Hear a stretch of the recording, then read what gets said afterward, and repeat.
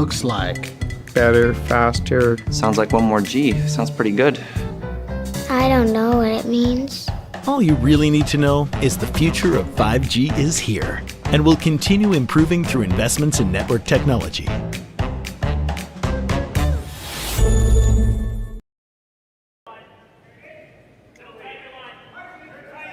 A very good day to all of you joining us here from Swift Current, Saskatchewan.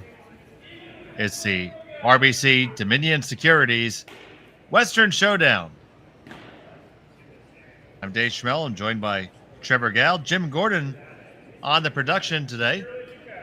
We have this game here between Kevin Cooey and John Epping, the both first game for both of these teams today. And Trevor, gonna be one heck of a matchup. Hey, Dave. Yeah, thanks. And this is my first time on the mic, so excited to be here and excited to commentate these two sort of curling powerhouses, John Epping, Kevin Cooey. As we get underway here, Cooey with the hammer won the LSD. Both rocks ending up approximately in the 4-foot. We thank everyone for joining us here on Curling Stadium and Curling Zone. We have action all weekend, all day and night, all the way through till Monday. So plan your colds and afflictions accordingly.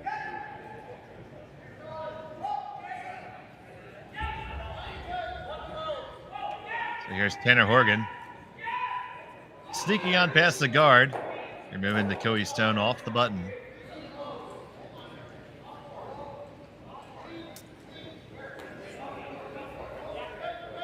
Got that one on the way by, put it back, no problem.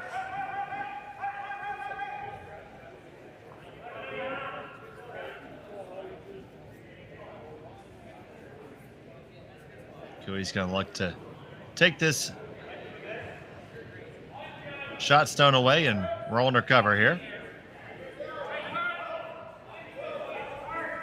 Some rocks in play, but neither team overcommitted at this time.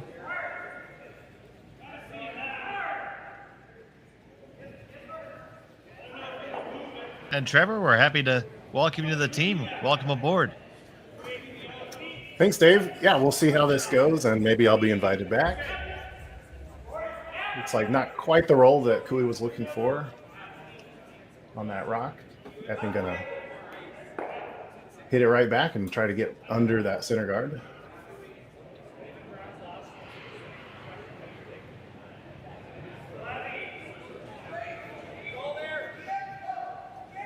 You can catch every game from every sheet here on at Swift Current on our YouTube channel. You can follow all the scores also online. That's going to hit. And rearrange the deck chairs here a little bit. Not exactly the outcome you're looking for. But not so bad either, but it will give Cooey the opportunity to hit and lie two with a lot of real estate in between them. Yeah, that's right. And that center guard could really play a big role coming up here. We'll see if Epping can make use of that to prevent a deuce here by Cooey.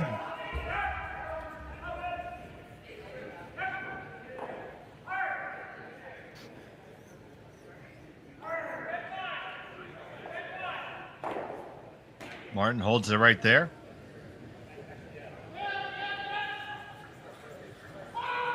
Now, there may be an angle on the double. It's a long way to go, though. Yeah, when it's that far. They are going to take it on. Wow.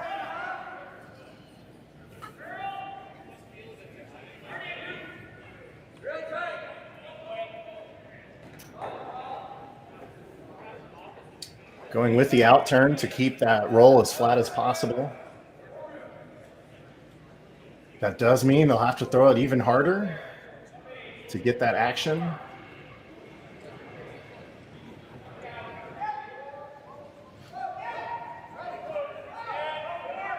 So on the way from Horgan here. on the one, working their way over. Try to get all the way over. Now just, no, you're not going to get there. Leave it under cover. Yeah, That's I don't pretty think good they outcome, were. too.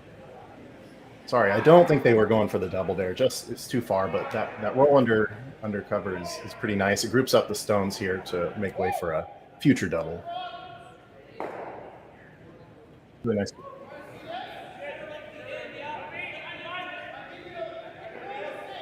And just like that, all that real estate that Kiwi had to work with has now been shrunk.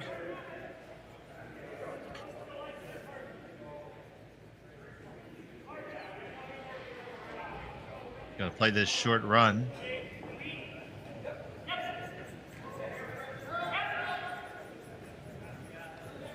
Here's Sluchinski, the newest addition to the team.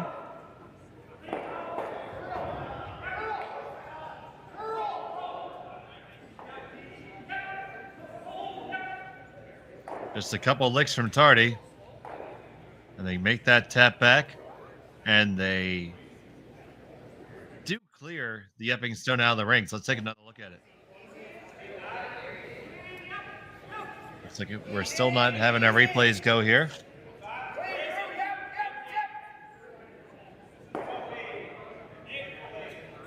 Well, if you're watching on YouTube, there is a rewind button. You can make your own replays.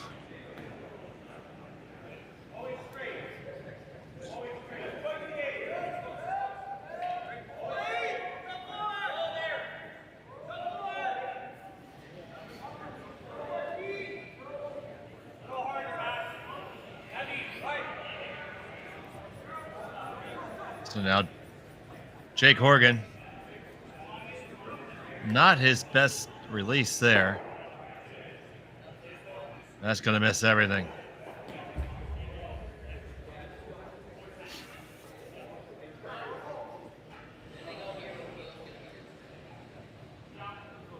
I think it might have picked up something. Yeah, it looks And like maybe he react felt right something off under the the jump. rock. Sorry, Yeah. Dave. Yeah, he may have felt something for sure.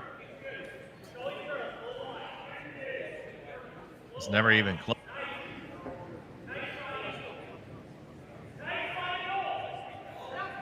So where's Cody going to want to put one to lock this in here? He's going for the space option again, it seems. No, he changed his mind.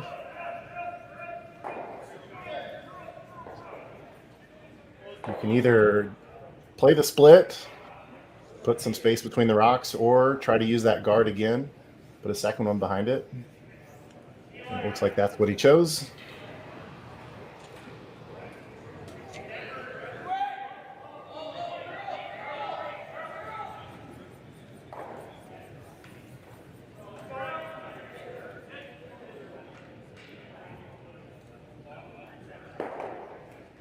He did choose the split.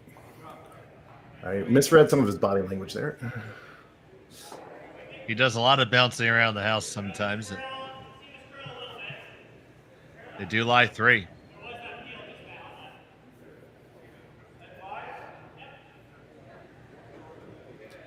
We don't have an overhead, but I think there's really no double. There we go. Yeah. There's just too much space between that. One on the very right. Yep, and it looks like that John Epping is going to try to curl on down and make a freeze.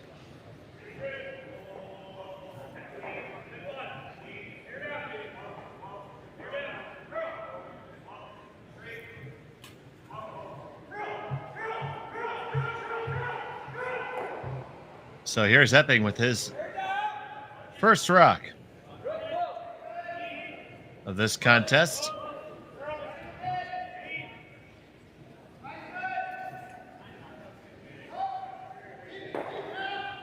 Got to work on this one for weight. It is not heavy.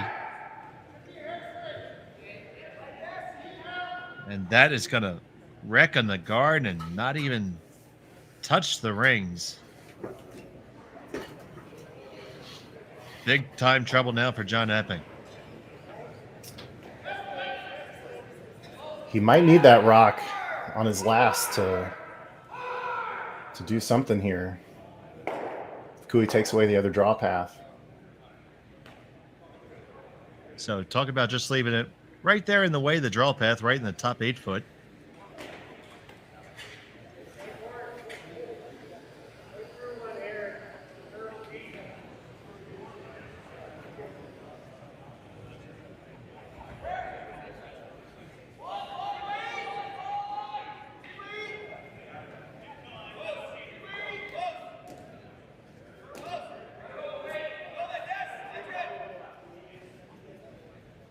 So Kevin Cooey, the 4-time Brier champion, 2-time world champion, getting ready for his first here of the Spiel. Good crowd on hand here at Swift Current. It's cloudy, not too cold, -4 degrees. They're using one of the sheets, have bleachers set up.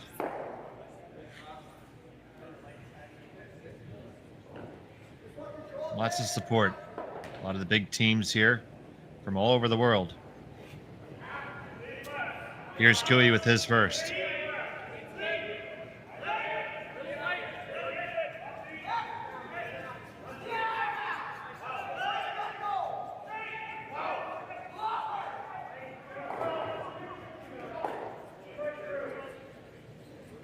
Sweepers aren't touching it.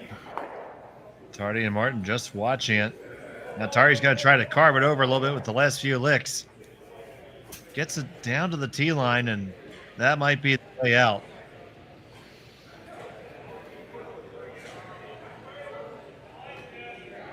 So run through the options here with me, Trevor. What's the best way out? You could draw one right there. What else do you like? Yeah, you really, that guard, that center guard is just a little too far over. So if you play the freeze, you probably want to corner freeze a little bit, get a little bit behind that center guard. It is a scary house to be looking at as Epping, with Cooey sitting 4. So whatever you do here, you need to make it unable to be removed, or very difficult to remove. And so Cooey is just slipping a little bit too deep there to provide the freeze opportunity. Could be exactly what Epping needed. So John Epping, Leaside Curling Club in Toronto. This final here in the first. Needs to make a good one to get out of trouble.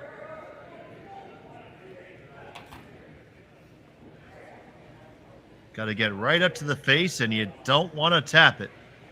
Don't want to move it. Oh, you left some space there, and is that enough for Cooey to make some magic happen?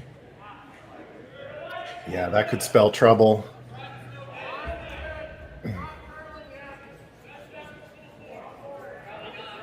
Well, you could certainly hit it and run it over the top and lose your shooter and take 4. Yeah, I think that's the most straightforward way to play this. It's not a tricky pick. You might even lose that yellow and only get 3, but you're happy taking 3 in the first end. So Aaron Sluchinski holding the broom for Kevin Cooey. He throws second, but serves as the vice skip. And Cooey loves his out turn, so this is kind of his bread and butter shot. So Kevin Cooey, final stone of the first. Facing one, trying to get a bunch. Not touching this at all yet. It's close. On the one, you lose one on the way out, but you're going to score 1, 2, and 3. Kevin Cooey with a big 3-0 lead after 1 here in Swift Current. We'll be right back after this. You're watching Curling Stadium. So with the impact to my business and income, will this delay my retirement? I know you're worried, Marshall, but based on the original plan we came up with, you're only about 6 months behind. I thought it would be years, not months. You should feel good. Remember, you've got a plan. thanks. With change comes questions. See the impact of your money decisions before you make them with RBC Wealth Plan.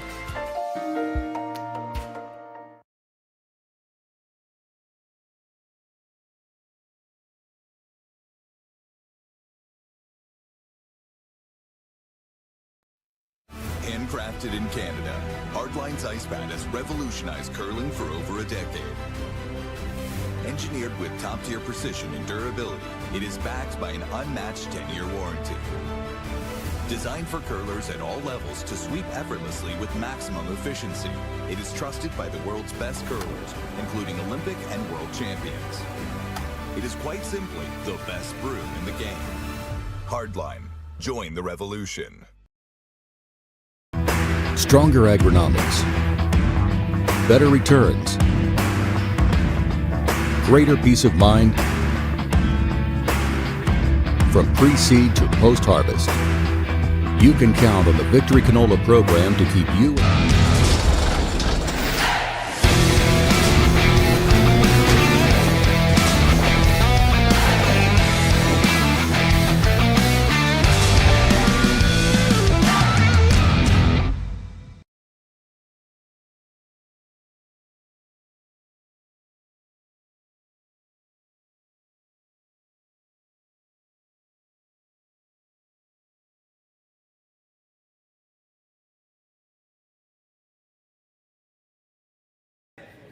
And we're back here in Swift Current. It's the RBC Dominion Securities Western Showdown in the Swift Current Curling Club. I'm Dave Schmel, joined by Trevor Gal. And all of you watching at home or wherever you are, thank you so much for joining us on Curling Zone and Curling Stadium. If you haven't had a chance yet, please like and subscribe to our page. Help us bring you more curling. Kevin Cooey got that big 3 spot, Trevor. Yeah, it was a nice shot. Didn't take it too aggressively and ended up losing that back yellow, but still got his 3, and we'll be playing this next in straight into the house, a little deep, but foregoing the traditional center guard when the scores are close.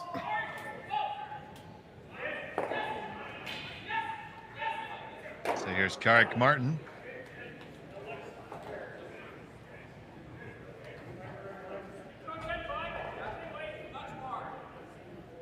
Has to feel like his throwing workload is greatly reduced. Spent much of the season throwing 3 stones.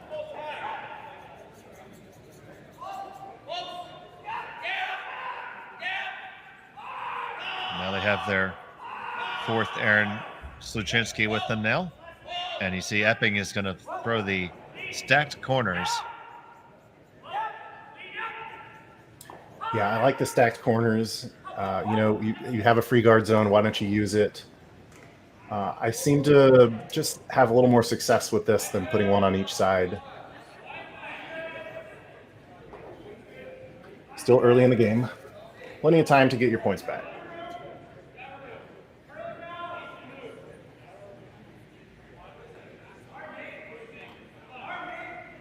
Cooey's going to force the issue here and come under himself.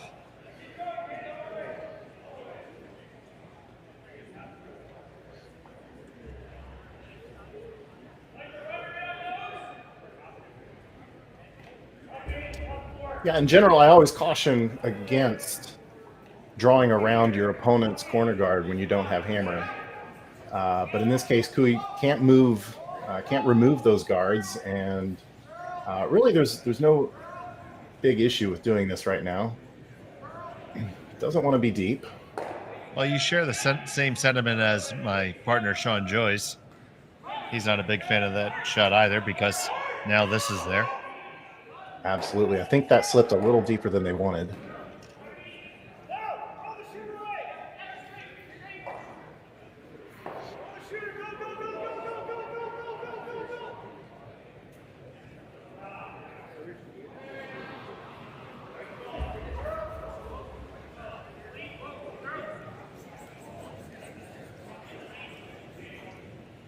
So here's Sluchinski trying to weld one on there.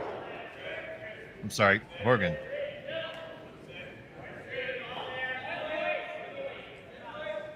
does tap back the Cooey rock significantly, but it's in there for third.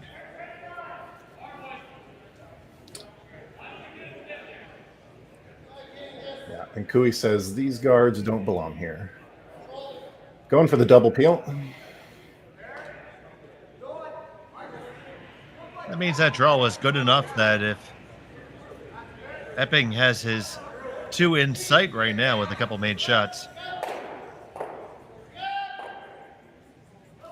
Ooh. Cooey catches his zone on the way by. Does leave a guard up there too.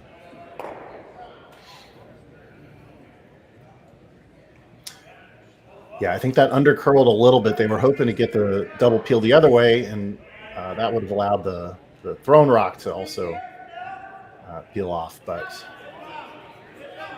still got rid of one guard and replaced one with your own color. Well, certainly still a net positive.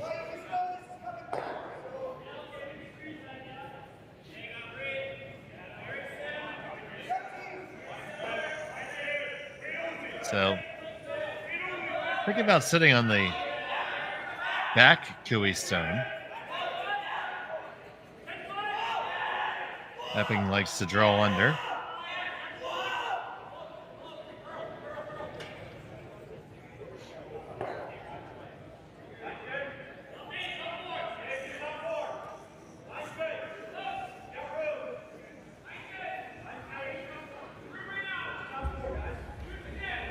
Is this the same rock that had that issue in the last end?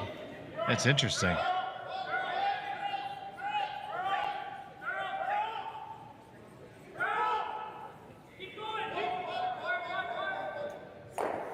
Well, if it is, I'd almost guarantee it gets relegated to McMillan after this.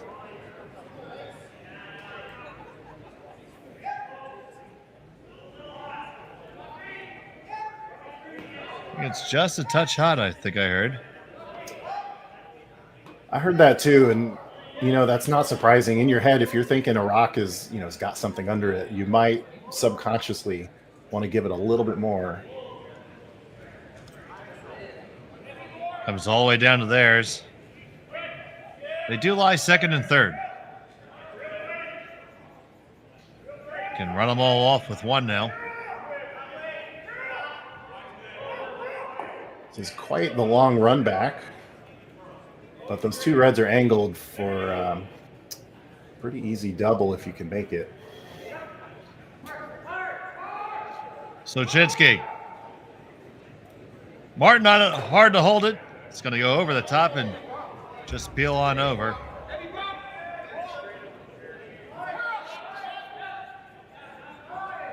Shot stone for Cooey, Epping 2-3.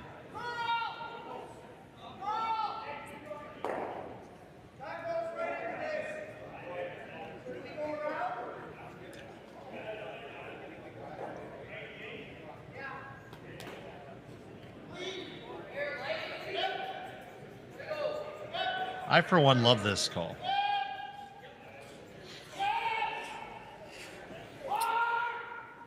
Once again, taking a look at his rock. So looking to draw underneath the newly found yellow guard. Yeah, and it's off the center line enough. I think you're okay with that.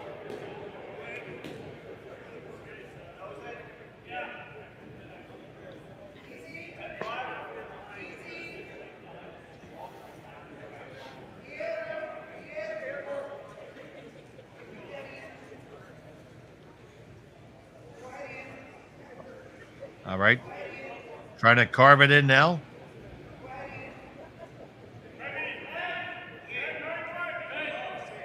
Gonna settle on almost dead buried, only a sliver hanging out. Nice shot by Horgan.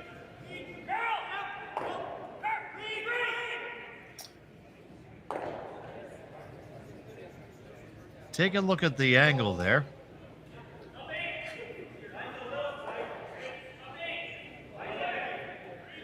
Anybody who's watched Kevin Cooey knows that there's not a big hit he doesn't think he can make.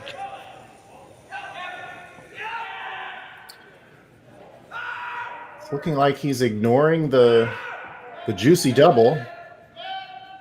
Going to try to come around freeze to the redstone.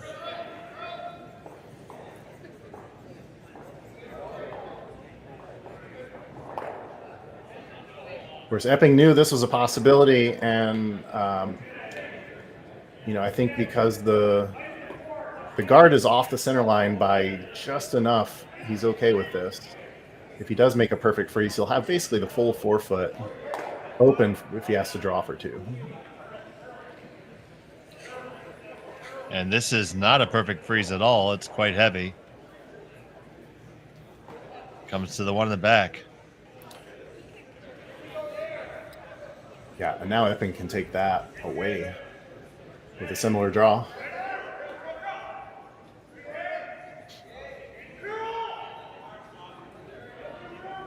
Also, wondering if maybe you address those 2 in the back of the rings now to bring in your other stones, because if you make that shot in the back, Cooey's going to have to play something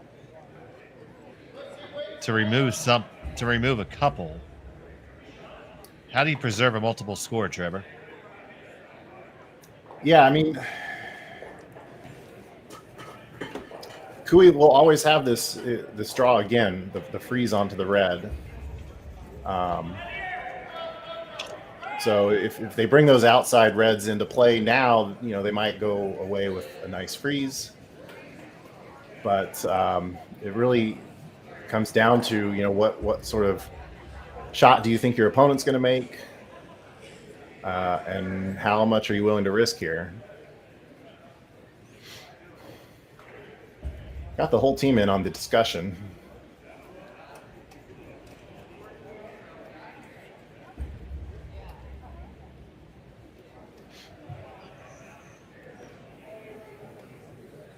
And feel free to join the discussion from home, all you armchair skips.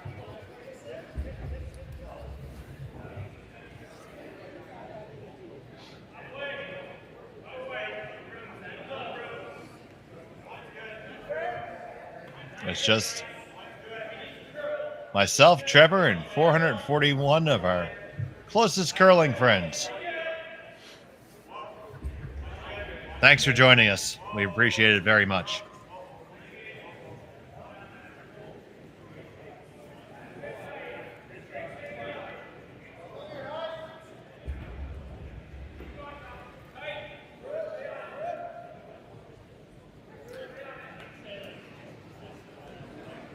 So we have a decision.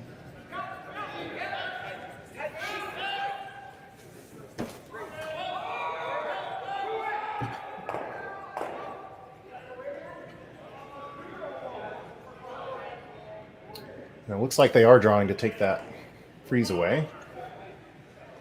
And here it comes from Horgan.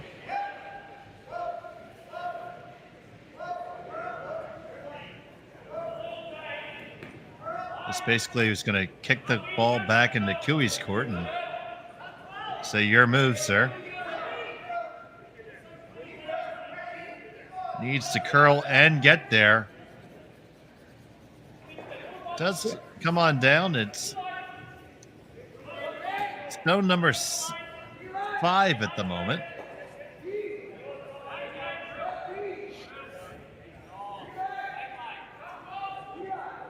But a lot of red rocks, far more than Kevin Cooey would prefer.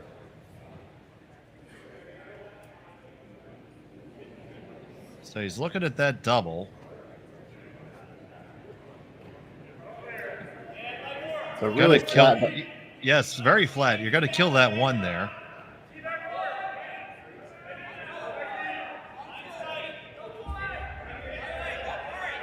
How do you see it lining up, Trevor? Yeah, I think Cooey really needs to be careful here and make sure he's not leaving a double. Wherever this yellow ends up, he doesn't want to leave a double or a triple with those yellows in the back, because that could be up to 5 for Epping. So if you could get rid of a couple right now, I mean, that would be That would be nice, but I don't see any 2 stones that you can get out and leave your shooter in a good place. So you might just be better off putting the rock exactly where you want it.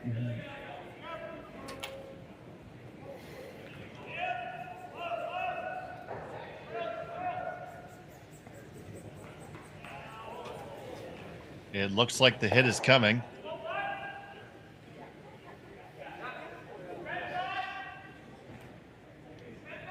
Gonna throw this from the outturned side. You kind of want to leave your shooter right about where the broom is. It's gonna roll over a touch, but it's gonna make that triple really hard, and it's likely going to be just a deuce for Epping if he makes this well.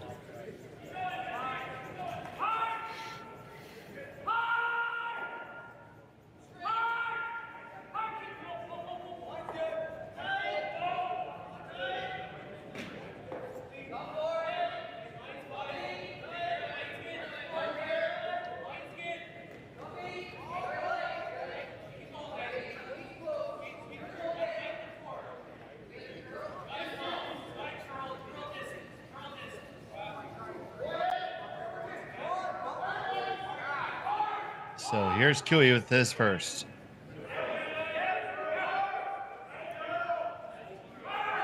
Martin picks it up right away. Got to hustle to get past that guard. It's going to be really tight. They do squeeze by, make the hit, get them both going, roll all the way over and freeze. That's about as good as it possibly could have been, I think. Yeah, I have to agree with you. Wow. Yeah, they are welded together. So Epping sitting just one. Going to put in the second spot. It's got to be touching the 4-foot to be second shot. But those outside reds are, they are not going to come into play.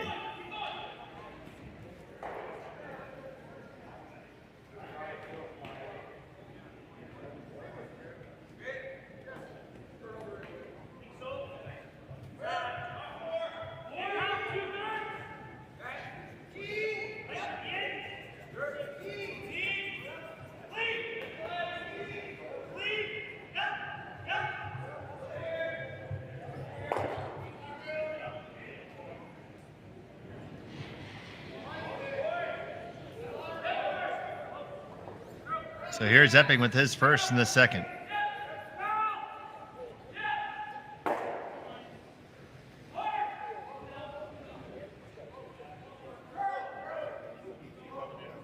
Comes on down right in front of the tee line, and they lie 1-2. Probably a touch deeper than they wanted, but they might be able to get away with that.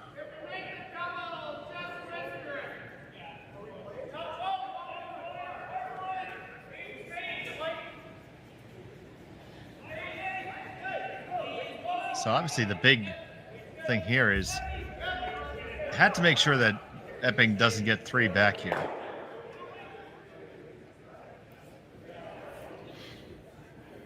Yeah, this early in the game, if you're Epping, you gave up 3 in the first end, but you're still just your goal for the end is to get your deuce and force in the next end, get another deuce, and then hey, you're tied.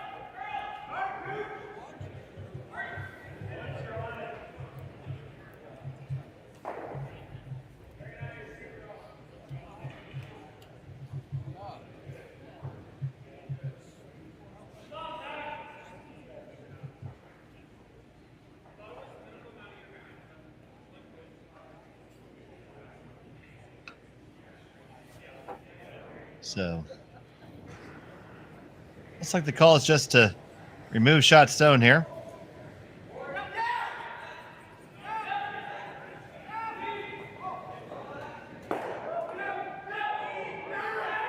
No plausible way to remove both of those reds. I don't think there is, because the yellows just jam all day.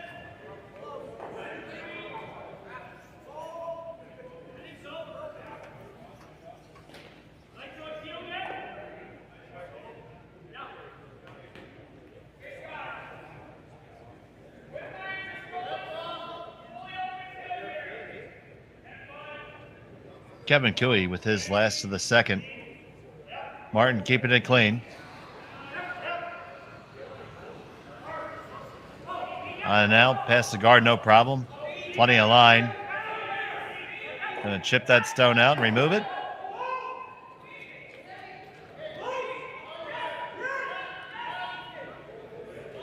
And it is still Epping line 1, Cooey line everything else right now.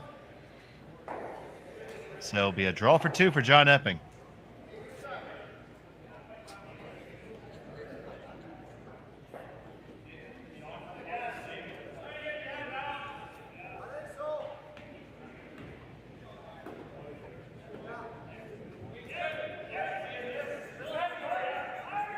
Just needs a piece of the 4-foot. He has backing.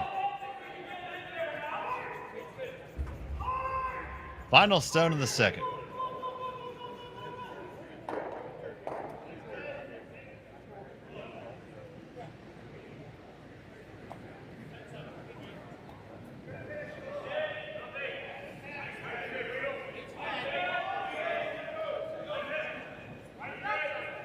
Horgan and McMillan walk it in and walk it home, and that'll be a deuce for John Epping. He gets 2. It's 3-2 after 2. Cooey has the hammer when we come back here on Curling Stadium.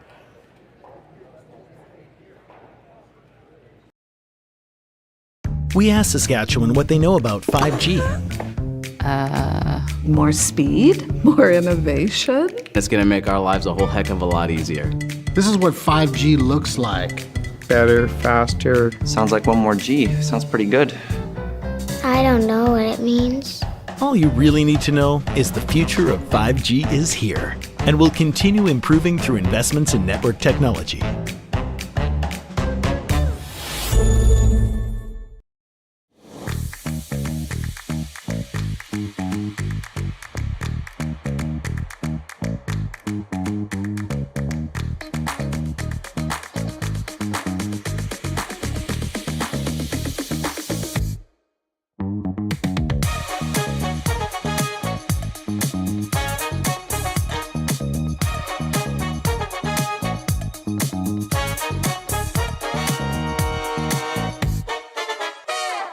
Join us this March for the House of Hearts Charity Bonspiel in Duluth, Minnesota.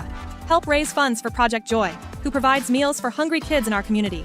Every donation helps to ensure no child goes hungry. Join us and make a difference. Together, we can spread joy. Hey Ben, what's the Aztec Safety online e-learning website again?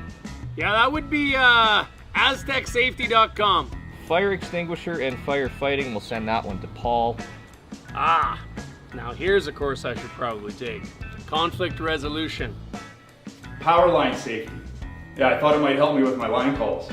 Did you know this Aztec website has over 100 safety courses? Jeez.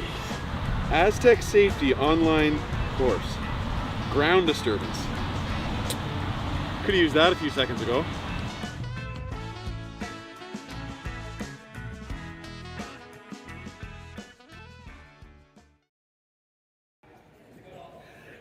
Welcome back to Swift Current. John Epping scored his deuce there in 2. Trails by 1. Cooey with the hammer in the third. And lots of stones. And Epping really had a lot cooking there, Trevor Gal. But Cooey made some veteran plays to cut down that damage. Yeah, and there was a couple of misses on the Epping side. But it just goes to show, I mean, it could have been a lot worse for Cooey. He's probably pretty happy to get away with just giving up a deuce there.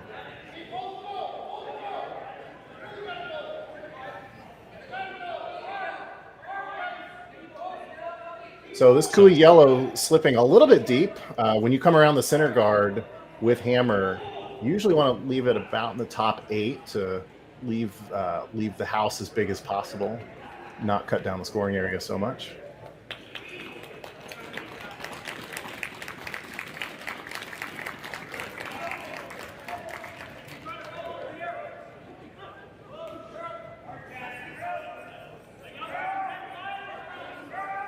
Stone from Ian McMillan. It's on down. Sets up a little bit of an angle here.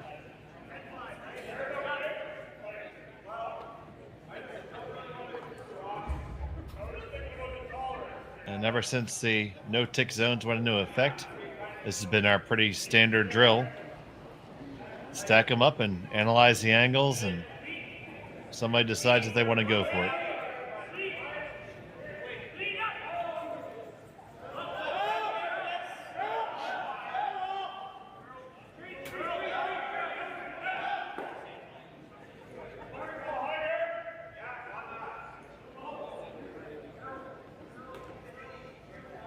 Stone comes in from Martin. Flips the angles back a little bit in Kiwi's favor.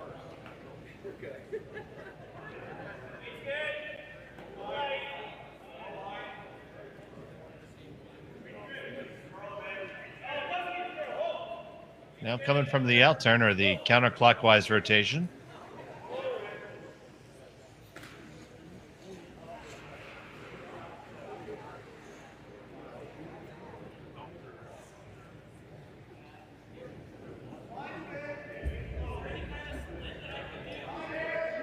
I would say it seems like they're banking some time, playing pretty quickly, at least in the start of the end, but I don't think these games are timed. Dave, is that right? They are not timed at all, so we don't have to worry about any 10-second heroics here. Really nice freeze. Couple nice shots made by the respective front ends in a row there. And now it's going to be Kiwi deciding to blink first and open things up.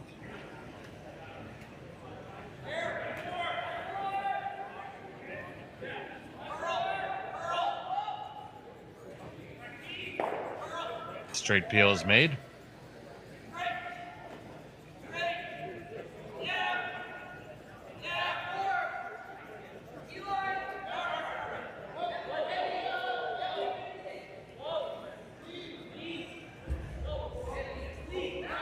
We might see a similar thing play out for a couple more rocks here. Absolutely. Go back and forth, and I would not put a blank end out of question yet.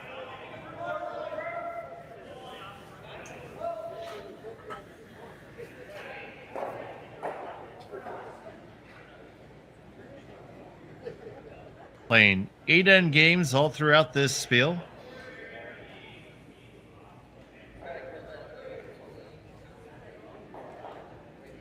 As are most of the cash spiels.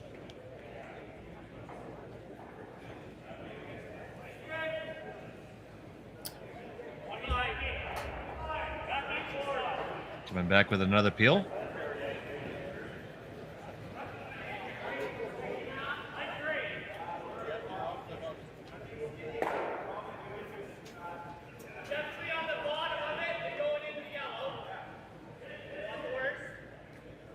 No problem there. Epping calling for one more guard. Both these skips are veterans of the circuit.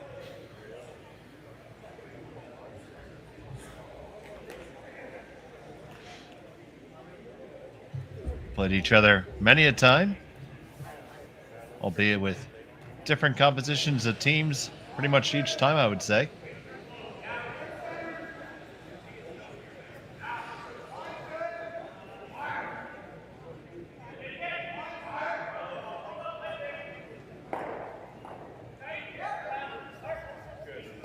This one quite a bit higher.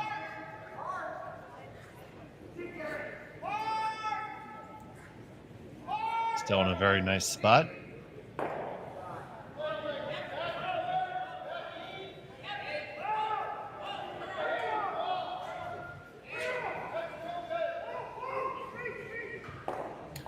Yeah, even though it's pretty high, it's a really well-placed guard. I don't think you can do anything else but peel it.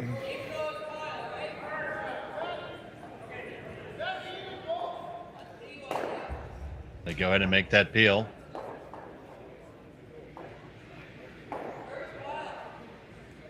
Will we see one more? My sources say yes.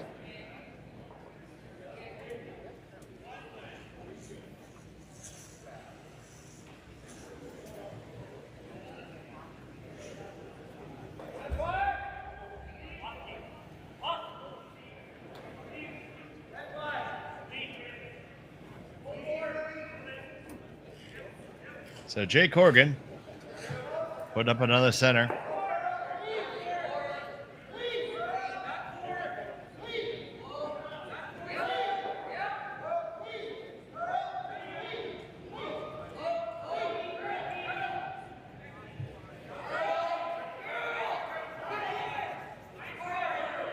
That one comes a little bit deeper. Might give an opportunity for Cooey to move some granite here.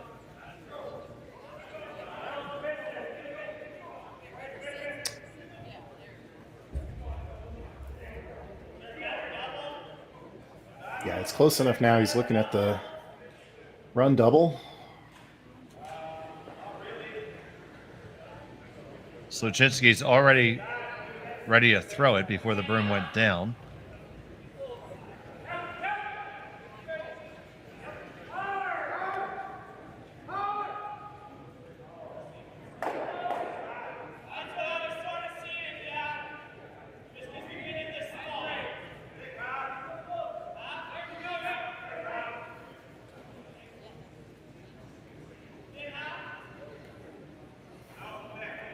Well, that rearranged the deck chairs quite a bit.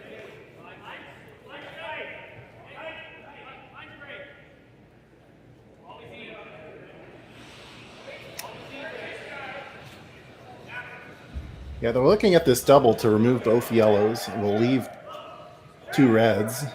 These are the only 2 rocks in the house.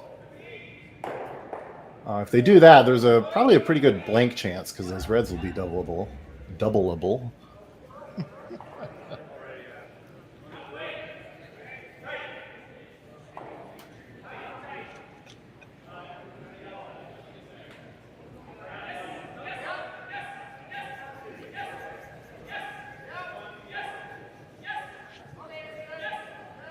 How many times are we going to see a broom tap the red and then the yellow? They're tapping it so much to form a perfect triangle, Trevor.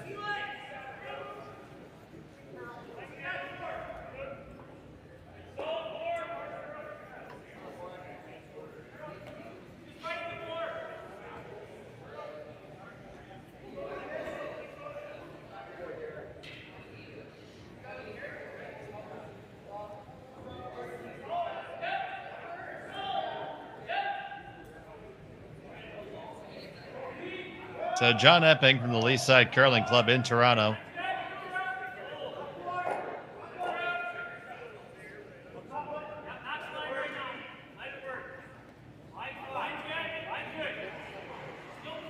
With his first here in end number 3.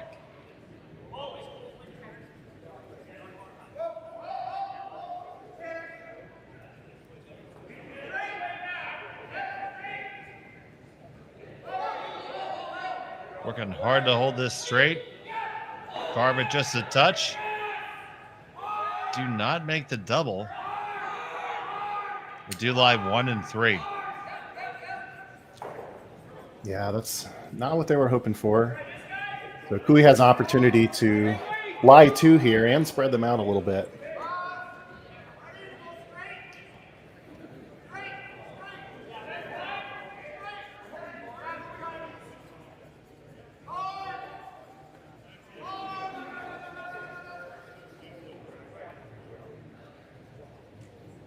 Taking a look at making the double and rolling up to put some distance. That would be a bold choice indeed.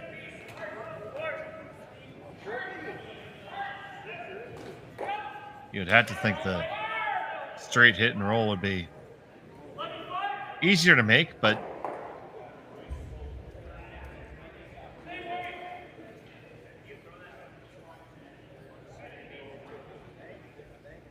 it's whatever you're more comfortable with.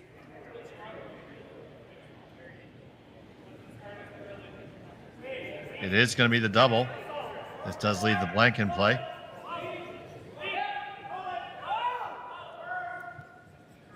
Yeah, I would say that's probably the benefit of this shot. You go with just hitting the shot rock.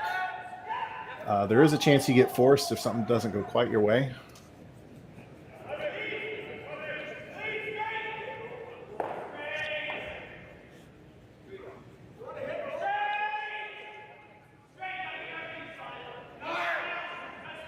So the skipper has his mind made up, and Cooey delivers his first of the third.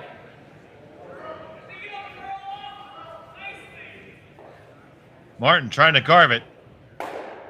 That's just off the outside and off the sheet. Surprising miss there by Cooey.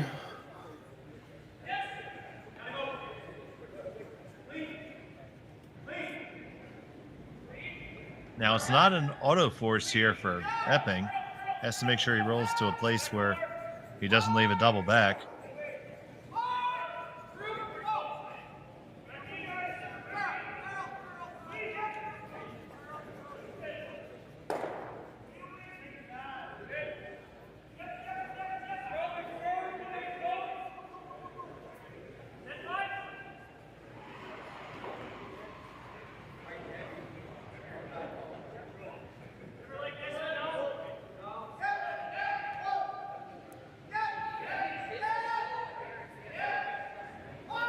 McMillan on this one hard.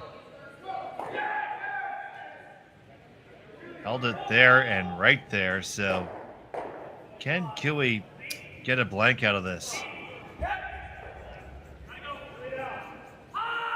Yes, the blank is possible. It's not an easy shot. So you see how he's looking to do it. He's going to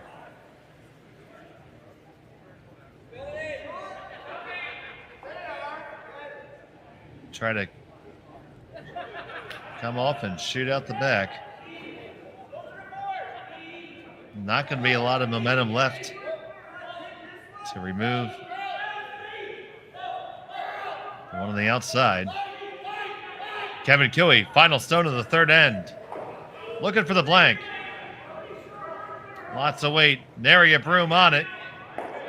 1-2, and no, you couldn't move it far enough. And it will be a steal of one for John Epping. We're all tied up at 3 after 3 here in Swift Current. We'll be right back.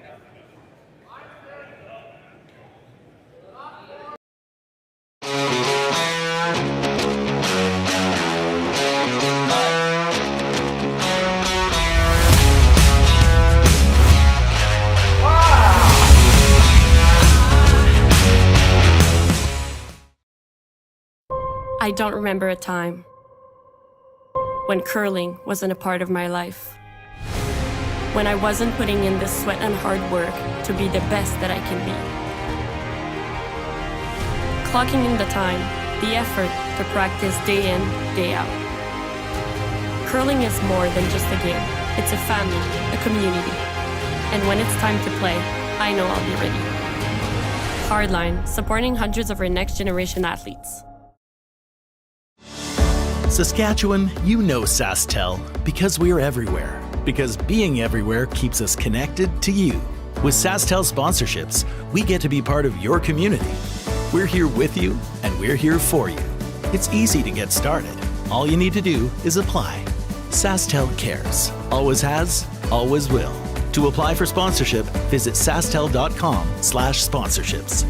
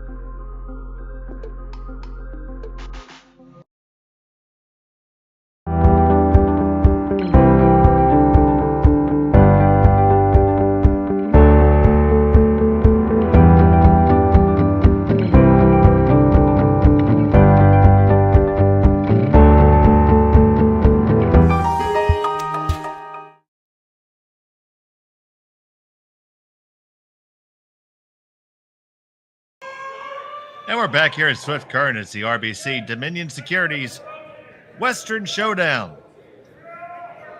from the Swift Current Curling Club, brought to you by Aztec Safety, S3 Solutions, Sasktel, Hardline, Asham, and Bumper to Bumper. Dave Schmel joined by Trevor Gal, who will give us an update on our other games. Yeah, so one of those games is Brad Gushu and Brent Pierce. Looks like Brent Pierce is up 2-0 after 2 ends. Gushu with hammer in the third. We've got Matt Dunstone versus Drew Height, and Dunstone is up 2-0. Height with hammer in the fourth. And then Reed Carruthers versus Owen Purcell. After 2 ends, the score is 1-0 Purcell with Carruthers with hammer. And lastly, we have Corey Dropkin versus Sam Moybrick. And Dropkin is up 2-0 after 3 ends, Moybrick with hammer. And back here, we are all tied up. It was that steal 1 for John Epping in the fourth, and Cooey retains the hammer now in the fourth. It was a really tough blank that Cooey took on there in the third. Yeah, it was not an easy shot, and just hit it a little bit too thin, the first rock. I think if he had another half inch or so on that, may have gotten the blank. But if he had an extra whole inch, that shooter may have not rolled out, and it would have been a force. So tough shot either way you look at it. Unfortunately, he missed it just the wrong way to give up a steal rather than take the one as a force. So that ties up our game 3-3 after that big Cooey 3 spot in the first end.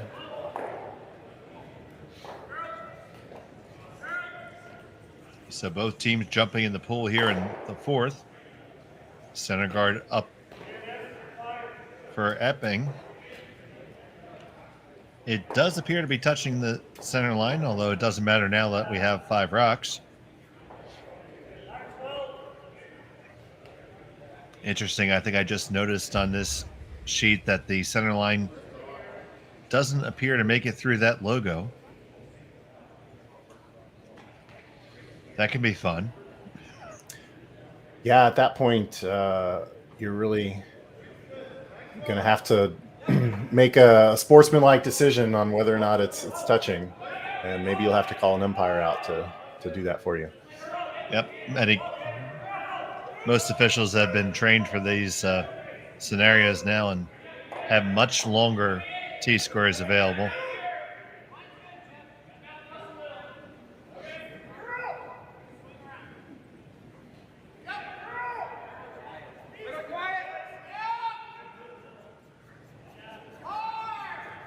So shot stone belonging to John Epping.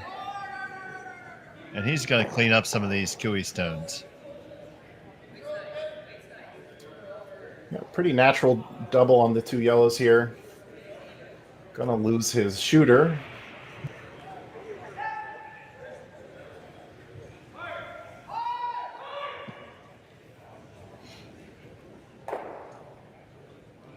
Instead, we do wreck on the guard. Yeah, it looked like a little bit of a wobble on that slide and just never was able to recover from that before releasing.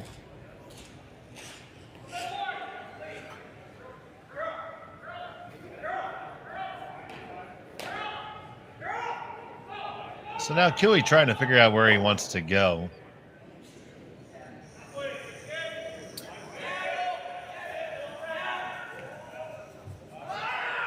If you can get rid of that red in the center, you're looking pretty good sitting 4 with hammer.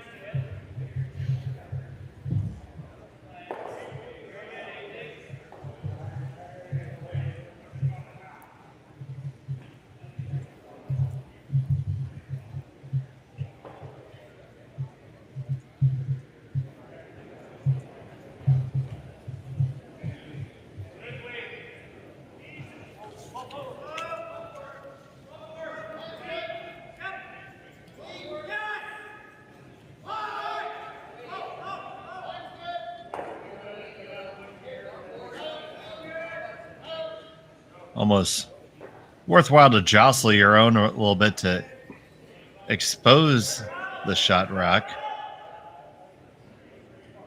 At the same time, you don't want to lose control of the center, so not the easiest decision here.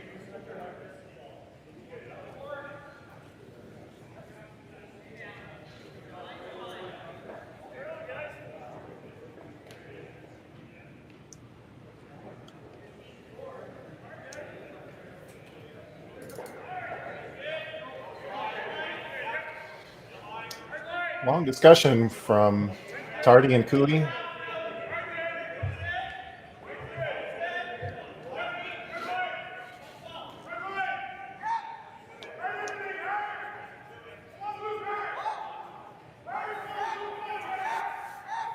And that suggests to me that Cooley's not sold on anything yet. He's going to throw this. He's just not happy about it.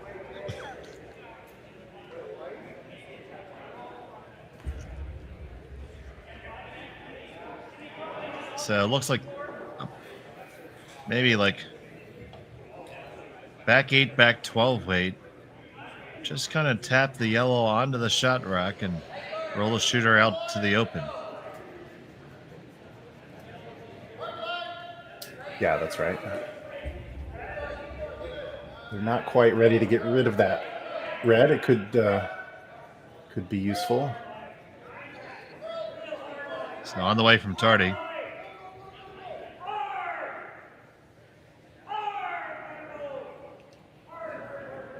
Line looks good, great for what they call. They get that tap right up to the face and roll even.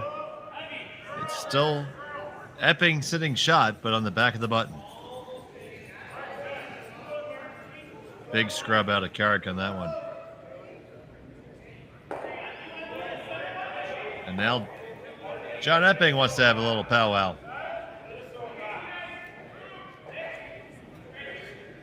And while they're discussing, why you hit that subscribe button, hit like, do these social media things that help the algorithm.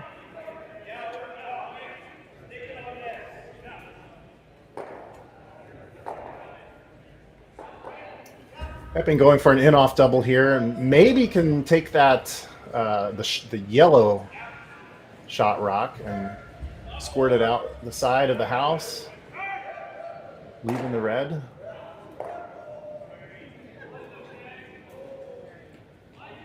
Certainly can get it moving. It's just question is whether you kill your own in the back here. Little wobble on the delivery, already trying to carve this one over. Just dead nose. Does improve the angle for later, if you want to go there. It's also a pretty good angle for Kevin Cooey.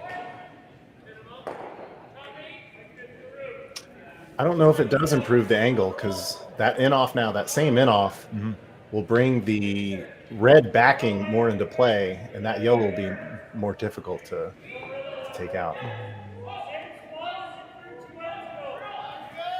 So Cooey's going to address the shot stone now, playing right down the middle.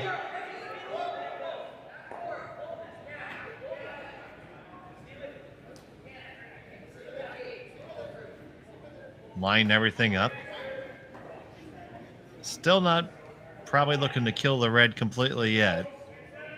Not with this weight. So Sluchinski.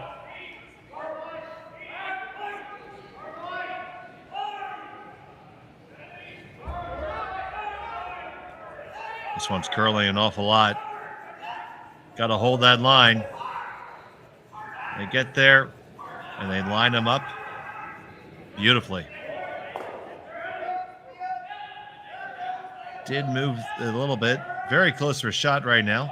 Still do believe it's John Epping, but in a world of trouble.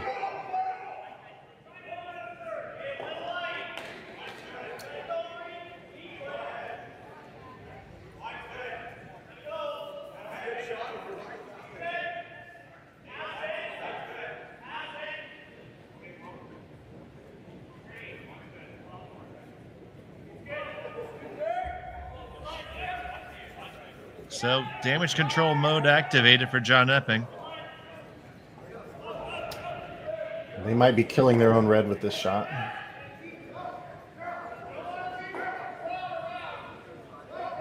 Horgan, right down Broadway. Kill their own red, but lose 2 Kiwi stones in the process. Kiwi lies 2.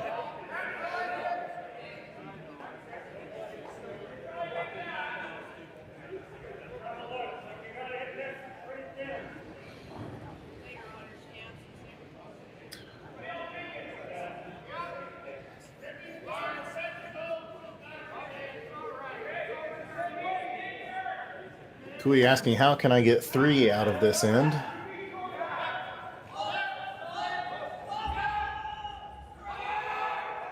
So, Trevor, do you have an answer? I don't see anything that's obvious here. I do like the shot that Tardy is pointing at, just kind of nose on the outside red.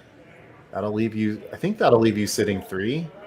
All spread out into a triangle, difficult to get a double.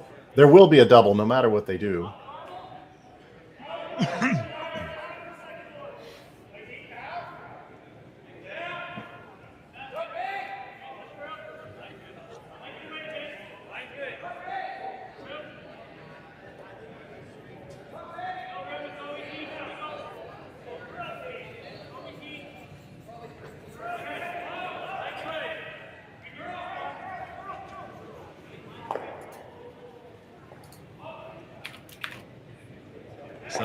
Sluchinski.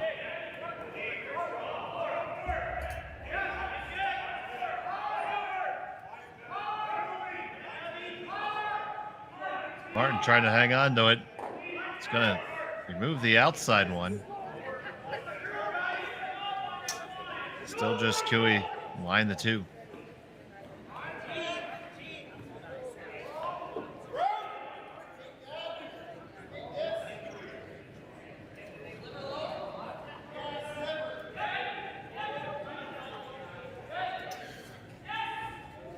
See where Jake Horgan just had the broom right in front of the yellow stone there in the back 4. If you never draw to there, you'd be pretty happy, but still be in danger. These 2 yellows on the right, as we're looking at the sheet now, are probably the easiest to double out, but you're likely going to lose your shooter or leave it far out, so that's probably going to bring a deuce into play. Is there anything else you can do to maybe even force? I was thinking that maybe if you draw through on the in-turn side down to the one in the back 4 and make a good freeze there. It doesn't look pretty, but it's probably better in real life than it looks from the hack. We've seen good finish off the center line all week so far.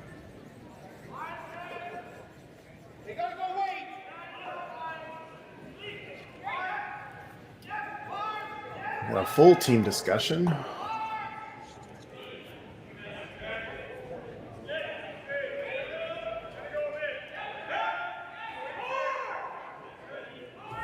So it looks like they're calling this red onto the yellow double. That looks very difficult to me, just because of how flat the 2 yellows are once you get that angle on the red.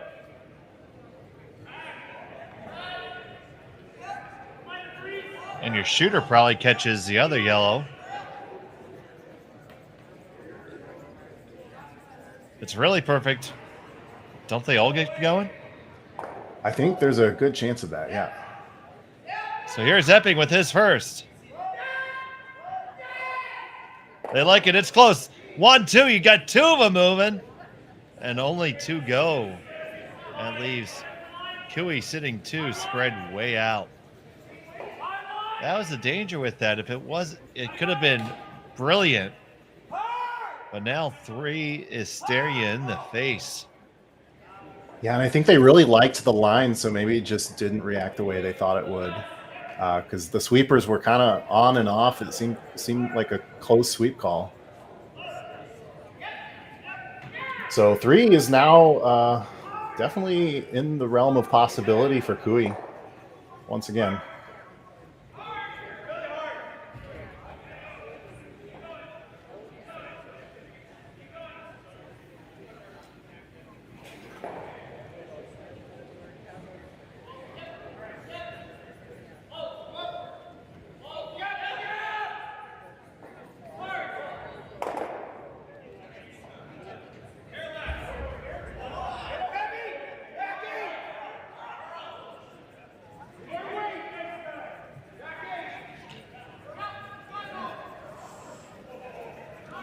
Okay, so we're going to throw a draw down, put a lot of real estate in between stones.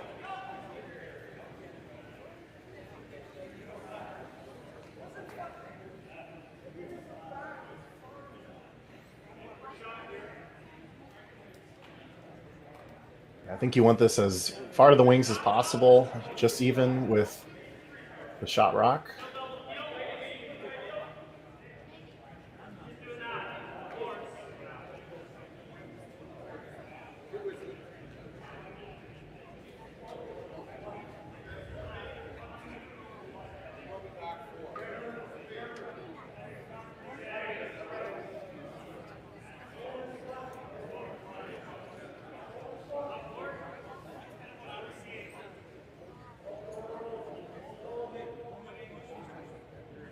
This one is coming a little bit behind the tee line. Don't think you wanted it there, so a little bit of a get out of jail free here for John Epping. Yeah, they definitely needed more curl there to spread those 2 yellows out, but this is a pretty routine double.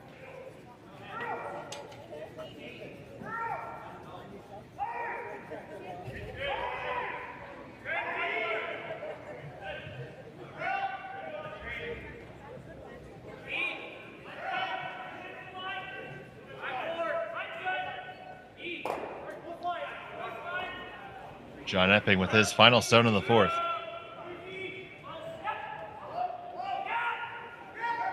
Looking to remove 2 yellows here with 1. 1-2, away it goes. Eli's shot. Be a hit and stick for Kevin Cooey for 2.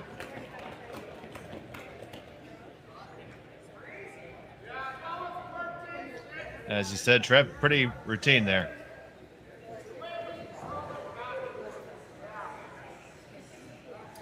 One routine shot followed up by another one.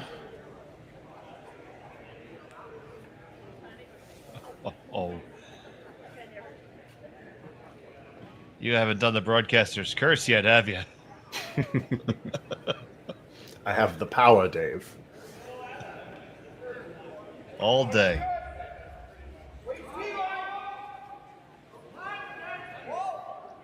Kevin Cooey, final stone of the 4th. Needs to hit and stick to score a deuce.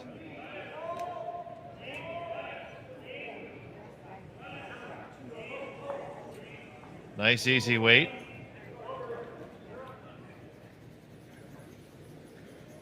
Carve it over just a touch.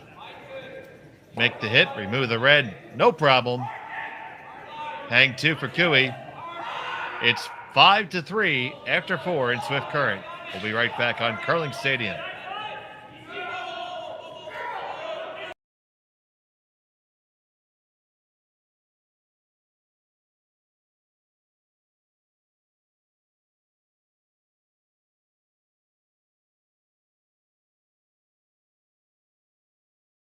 Hey Ben, what's the Aztec Safety online e-learning website again? Yeah, that would be aztecsafety.com. Fire extinguisher and firefighting, we'll send that one to Paul.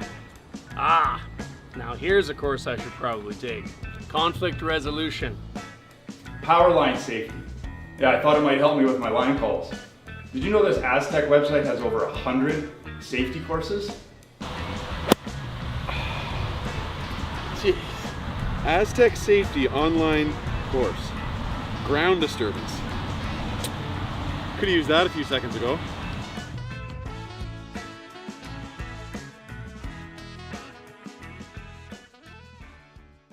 For over 20 years, the Sandra Schmel Foundation has granted more than $9 million to hospitals across Canada for life-saving equipment for premature and critically ill babies. In the past 4 years alone, $4 million has been granted thanks to the curling community's incredible generosity.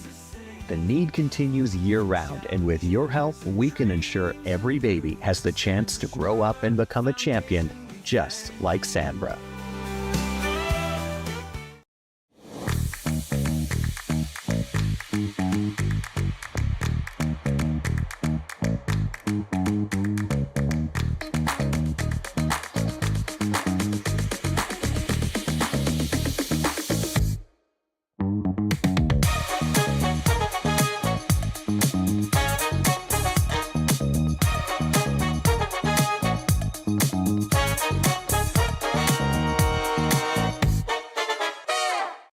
We asked Saskatchewan what they know about 5G. More speed, more innovation. It's gonna make our lives a whole heck of a lot easier. This is what 5G looks like. Better, faster. Sounds like one more G. Sounds pretty good. I don't know what it means. All you really need to know is the future of 5G is here and will continue improving through investments in network technology.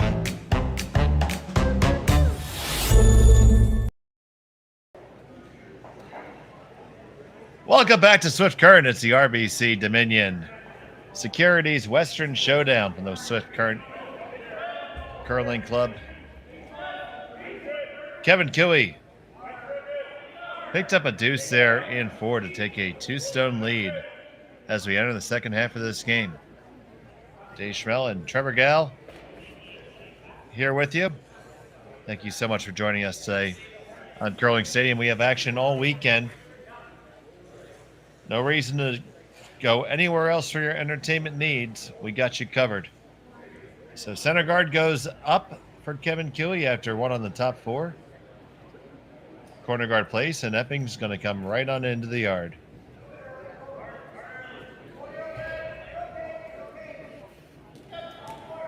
Yeah, of course, you're always happy with the deuce, especially with a close game like this one. But I think Cooey really would have liked his first back.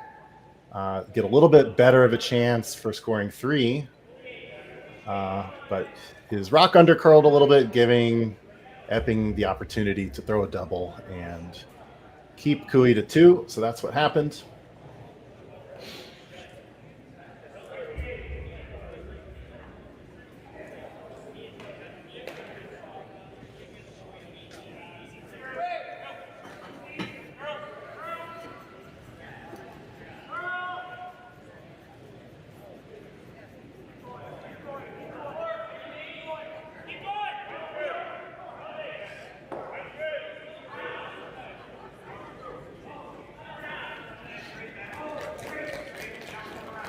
So Tardy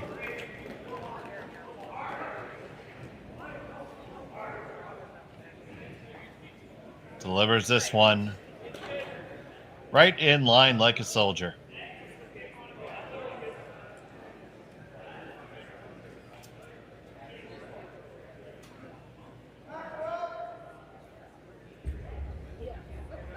Epping calling for backline weight here. On the work around the guard. Release the Cooey stone in the back and roll underneath his own corner. Trying to get a trifecta here. Great shot if it's made.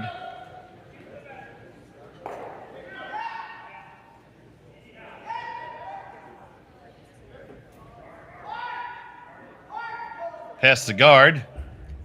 Making contact. You release it. Do you get all the roll that you wanted? Oh, yes, you do. Picture perfect shot by Tanner Horgan. Very nice. Yeah, just barely squeaked by that guard to make that shot with the right amount of weight, the right roll. That was well executed by everybody on the team.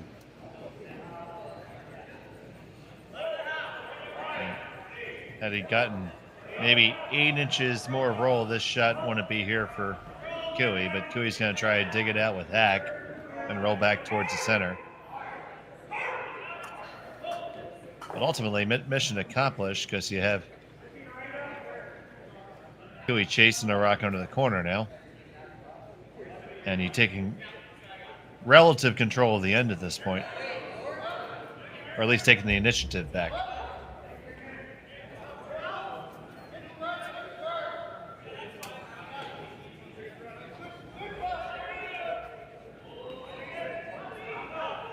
So Tardy with the southpaw delivery.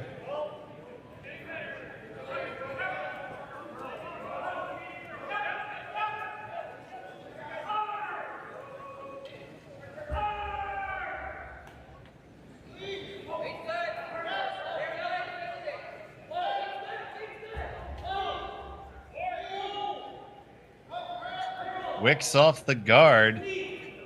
Rolls to the top of the 8-foot. Shot stone for Cooey. Second rock belonging to John Epping. And where do you go from here? That's one thing to do. Play that straight double. Anything else you like, Trevor? Yeah, if you could ever, I don't think you can double the 2 yellows on top out. I think that red would act as a catcher, but go ahead and get rid of one of them and double it out with a shot rock while you're at it.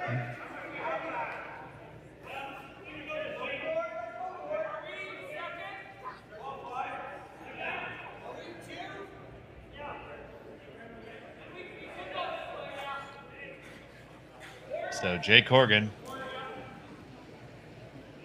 not throwing a tremendous amount of weight. Don't necessarily need it for this shot. It's more about hitting the right spot. Yeah, with the right weight, it should roll over, perhaps behind that corner guard once again. They start carving this right out of his hand. And it dead jams.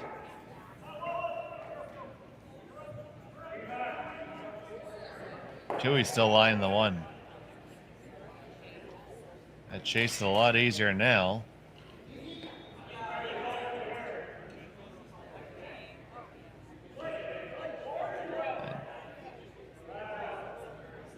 He thinks he can roll across and line 2.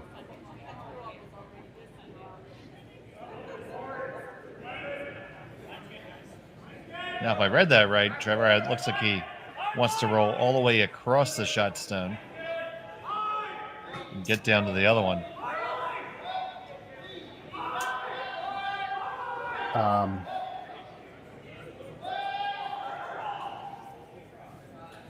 Yeah, I wasn't sure what gestures he was making there. But we'll see what happens. So here's Sluchinski.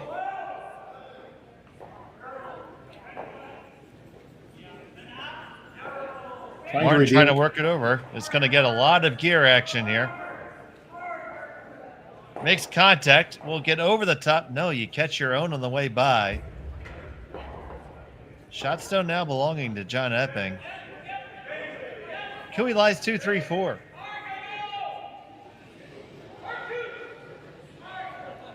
Just need to catch a skosh more of that.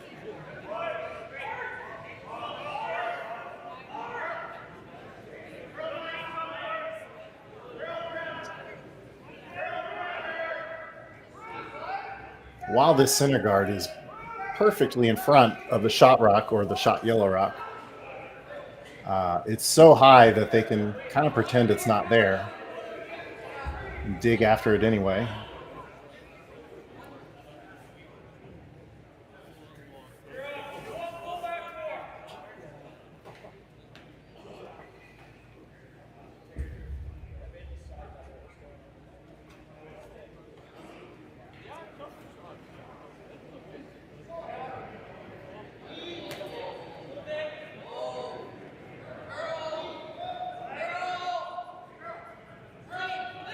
On the way from Horgan.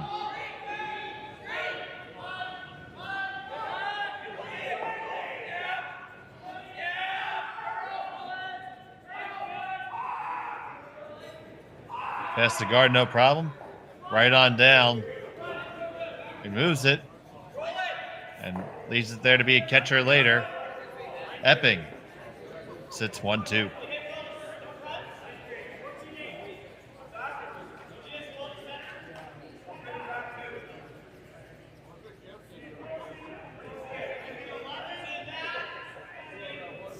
Still a little bit scary for red, with yellow sitting 3, 4, and 5. I don't think there's a double here on the 2 shot rocks, just because of that guard. I thought you said we don't have to worry about that guard. Well, that's when you're throwing hack weight. Ah, okay. But it's hard to get a double with hack weight.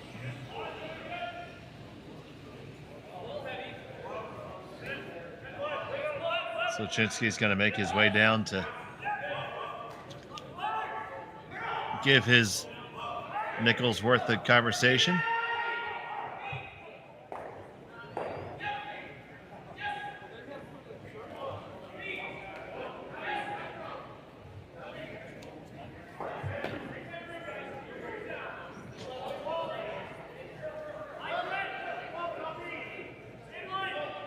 So you see him thinking about playing off his own and running that in.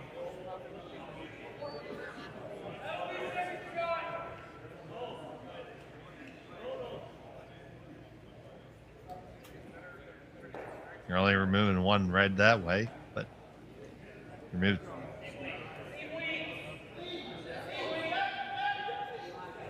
You can slash these 2 top guys off.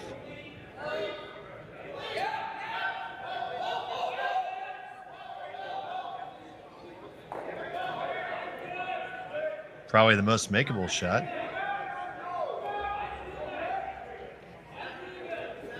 Yeah, I think you lose your shooter doing that. Huey desperately trying to line up the triple. Somehow I think he thinks it's there.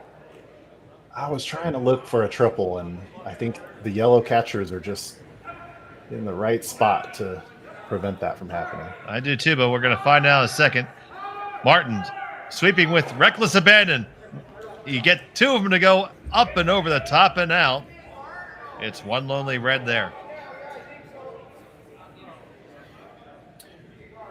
Yeah, 1 lonely red, and it's right behind a yellow stone that should be fairly simple to run if you had to. So they have to consider that.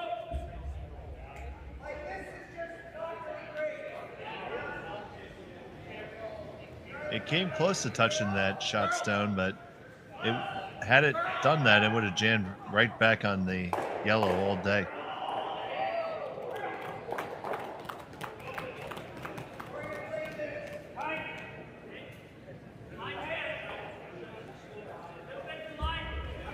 So Epping, even though with hammer and a clear draw pad to the 4-foot, in a precarious position here.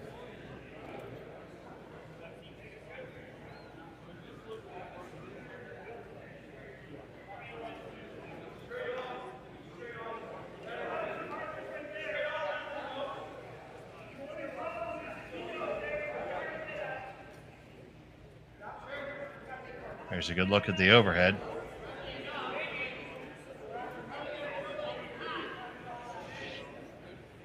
They're both realizing how easy it is to get to their stone.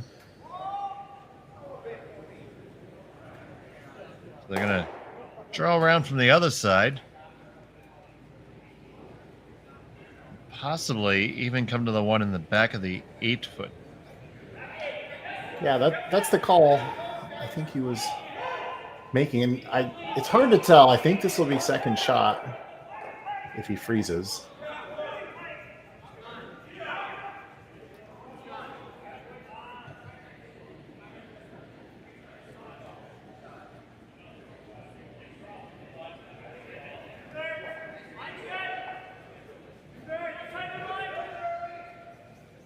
So Jake Horgan.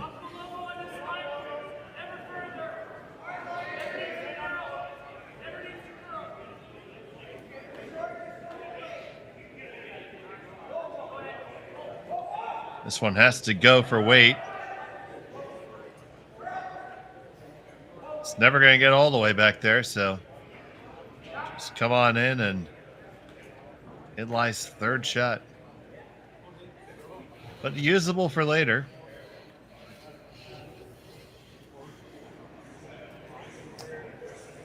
Yeah, now those reds are definitely doubleable. Well, I say definitely. It's a little touchy. I'll go with definitely.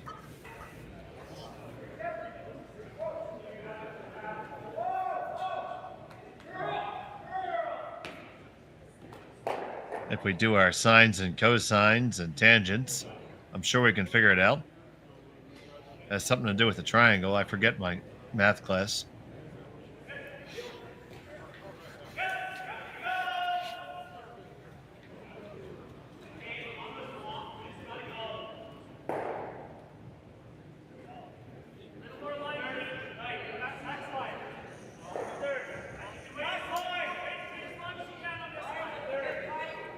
I think they're looking at it.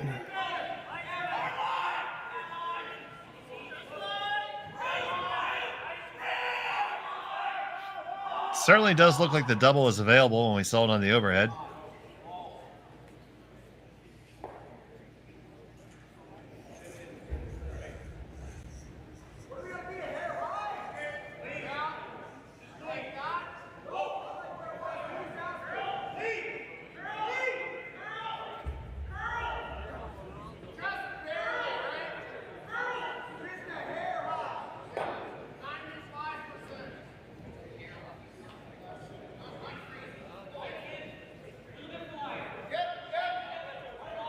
So, Kevin Cooey, the master of the angles.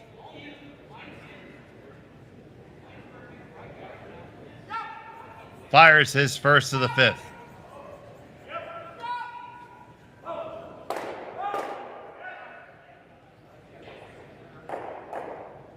On the one, and dead stuffs it. Yeah, I was worried about that with that weight. Needed to be a little closer to the guard. Even if he was closer to the guard, I'm not sure it was there at that weight.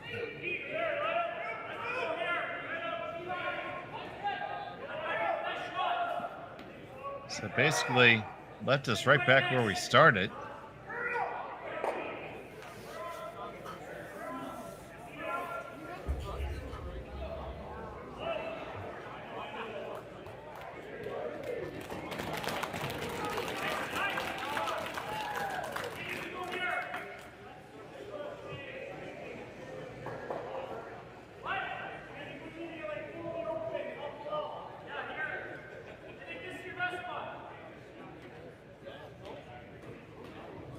And this rock is just going a little past the tee line.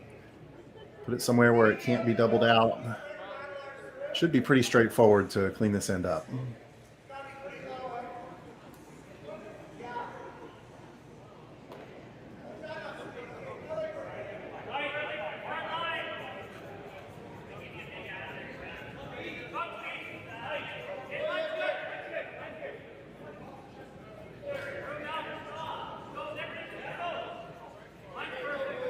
Thank everybody for joining us thus far. Just about 800 of you catching this game. Hope you join us all weekend.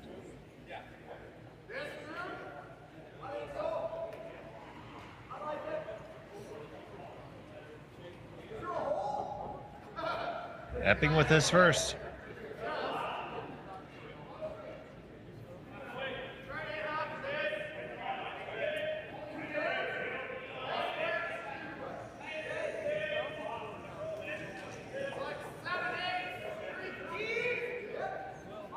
Needs to settle down.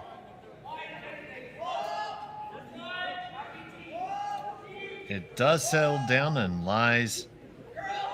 Second shot, Epping lies 1-2. Question is, does that angle go and catch them both? I do think that run jams now. Absolutely. The yellow-red run, there's no way to double the reds. That's a really almost perfectly placed rock. I don't know if he could have dropped it in a better spot.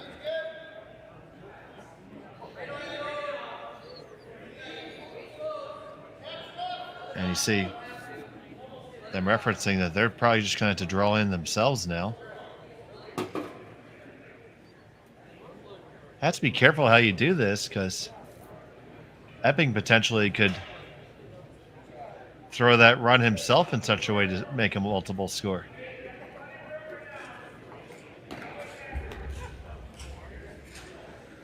So it's going to be very interesting indeed. Kark Martin coming down to add his opinion. Kark Martin doesn't say a lot, but when he does say something, you know it's he really feels strongly about it. And when he used to play with Brendan Botcher, it seemed like every time Kark came down, he made Botcher change his mind about whatever it was he didn't like. I do appreciate that from a lead, knowing when to stay quiet and when to speak up.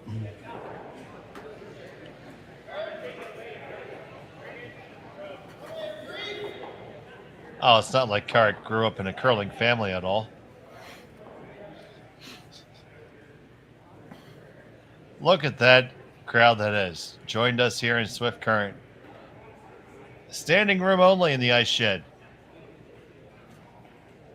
Looks like they're all bundled up pretty well.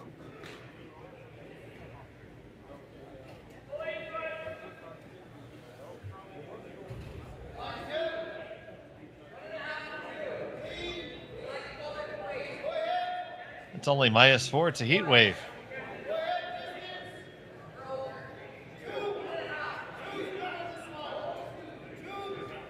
So, Cooey has to make this draw right. Go ahead, Trev. Yeah, with this much ice, I think he's trying to come down to the second shot red rock. Okay, he took a little off of it, so maybe he's trying to overbury now. They were talking about that. If you're happy giving up 2, I think you just come down to the second shot red.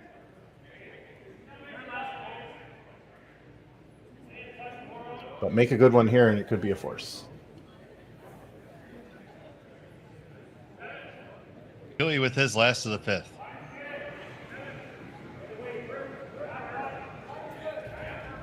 Martin and Tardy. Just letting this one go now. Tardy's going to try to carve it over. Bring it over, walk it over. All the way to the one in the back, and there you go. You got that. Fly second shot, and they'll take a look at it, but I think this is a draw for 2 all day. Draw for 2. You've got backing. Go ahead and throw it.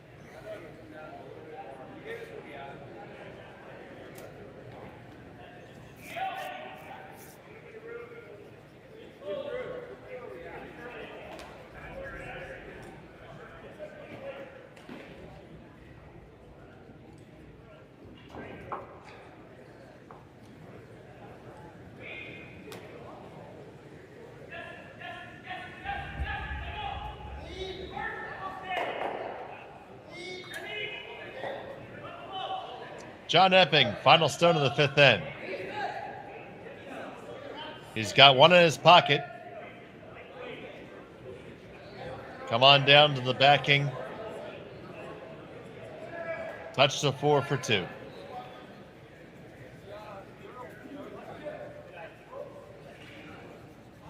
Line looks pretty good. You got the backing now. You got it, no problem. Hang the 2 for John Epping. We're all tied up at 5 after 5. And we'll be back for Swift Current. Right to this, you're watching Curling Stadium. So with the impact to my business and income, will this delay my retirement? I know you're worried, Marshall, but based on the original plan we came up with, you're only about 6 months behind. I thought it would be years, not months. You should feel good. Remember, you've got a plan. Thanks. With change comes questions. See the impact of your money decisions before you make them with RBC Wealth Plan.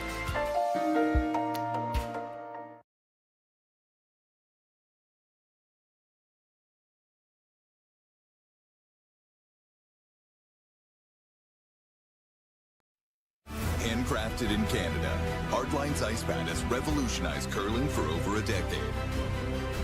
Engineered with top-tier precision and durability, it is backed by an unmatched 10-year warranty. Designed for curlers at all levels to sweep effortlessly with maximum efficiency, it is trusted by the world's best curlers, including Olympic and world champions. It is quite simply the best brew in the game. Hardline.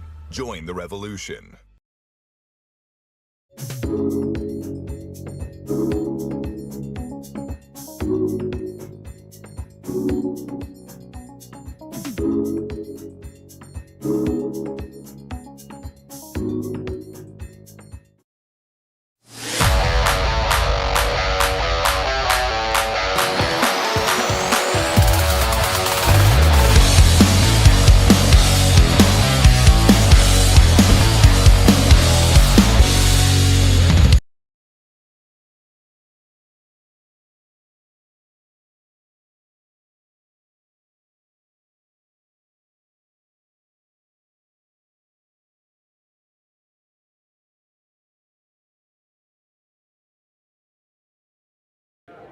Back here at Swift Current.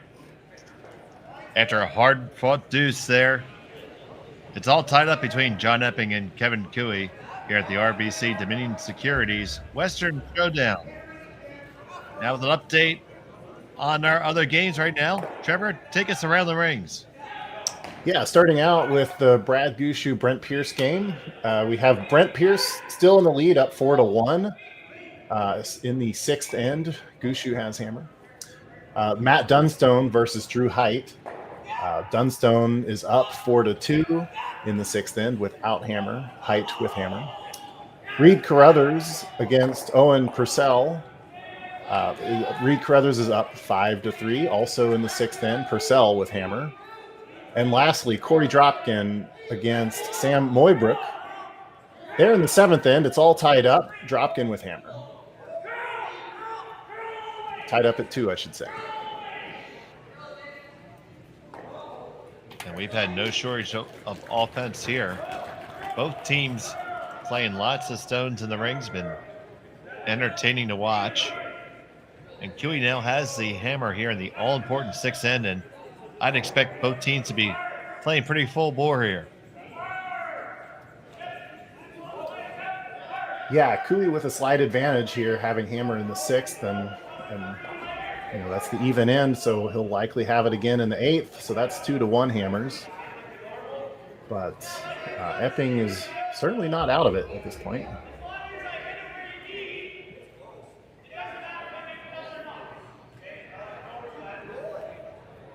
He's going to elect to run his own back in here. He can certainly do that. You can always run your own guard.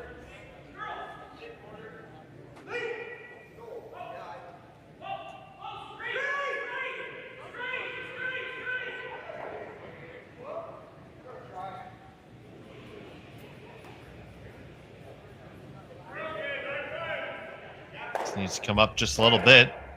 On the one, back into the pile, and away they go. Epping lies 1 and 2. Great shot.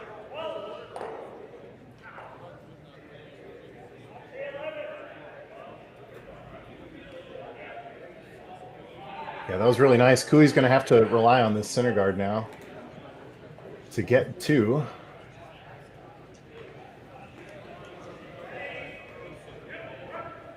Because if he would be forced here, or even try to take a blank, it would mean he would probably have to play hard for a blank again in 7, which you can still do. We're going to have an interesting rule change wrinkle at the next Grand Slam, saying if you blank 2 consecutive ends, you'll lose hammer. So essentially, we'll probably see the evolution of a defensive blank to force the hammer to flip again. Yeah, I'm really interested to see how that plays out. In fact, I was reading on the curling subreddit. Somebody was arguing that this rule might actually cause more blanks, and it was an interesting argument. So I'm interested to see how it actually plays out and how the teams change their strategies based on, is it that first end or is it that second end? And I'm really happy that they're doing it at the slams, because it's one thing to change a rule, but you really need to see what the best teams can do with it, and what better situation than at one of the slams when you have the best teams already gathered. And I guarantee you they're already game playing this out and trying to figure out the best way to attack it. It's going to make for some interesting viewing for sure. We got interesting viewing here. Tui trying to battle his way through this end, seeing if he can't generate two, or at the very worst a blank. Wants to avoid a force at all costs.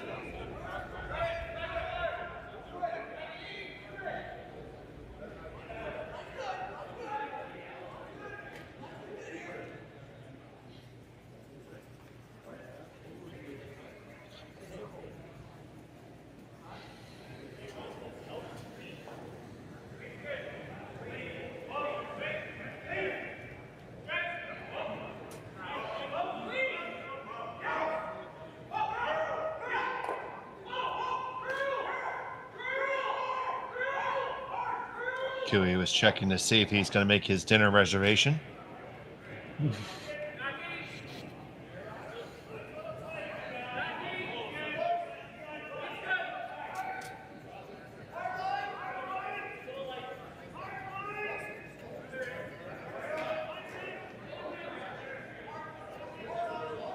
Epping looking to draw on in here in light two.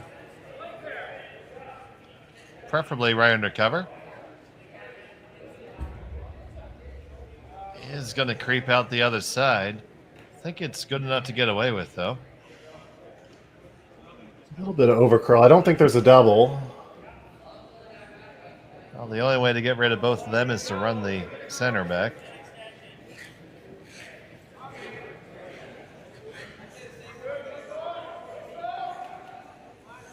Could be able to move them enough with a down weight shot to lie to yourself.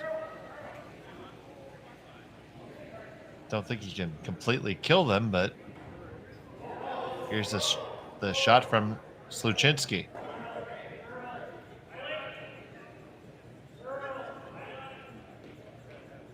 Martin trying to work it over. They're going to get the hit, roll behind their own.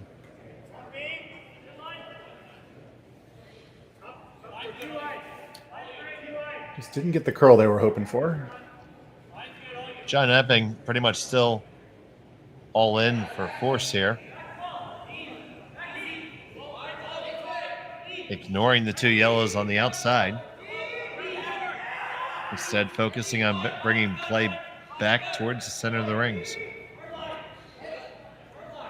Yeah, and this shot has a pretty decent margin of error to just get it behind that guard and prevent a double.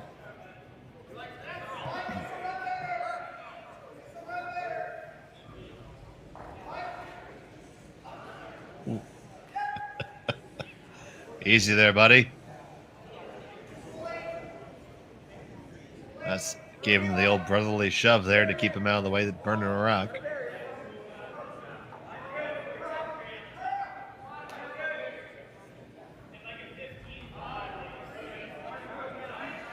That's a nice draw to the top four.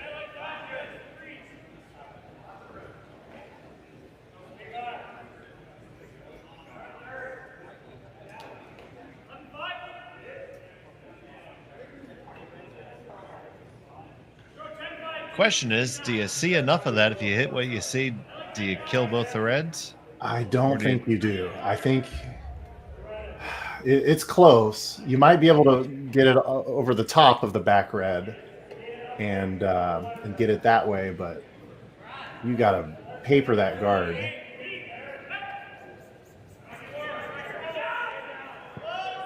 So alternatively, they can Just play to move it back a little bit with back line weight.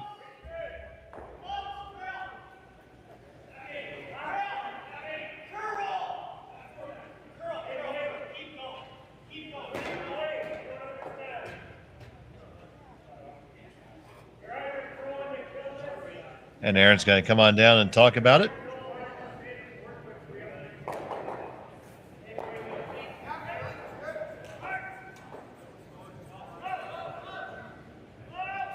Make sure you stay with us for our next drill after this. Scheduled for 6:45. I'll be joined by Jim Nix for Fujisawa versus Caitlin Laws.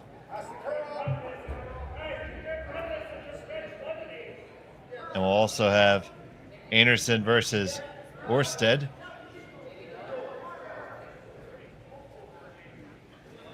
Hans Frohenlob and Rory McCusker will have the call there.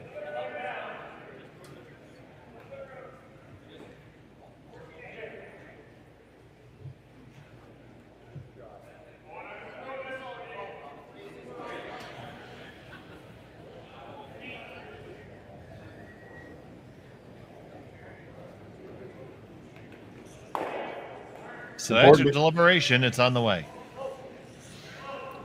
It's going to be important to keep the shooter around here. Down weight. Now we're going to try to walk it over a little bit, get a little bit more curl out of it.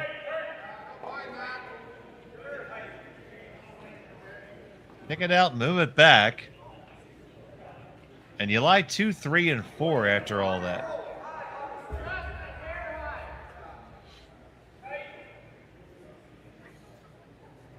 And Epping's heard this song. He likes this song. He wants to hear it again.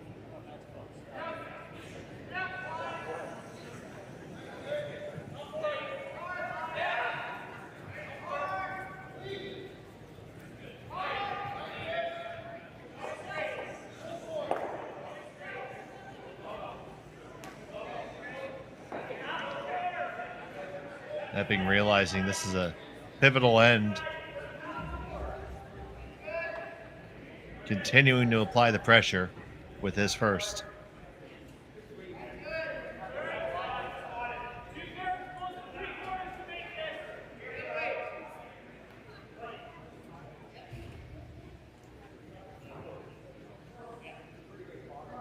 Got to keep this one moving. The line looks really good.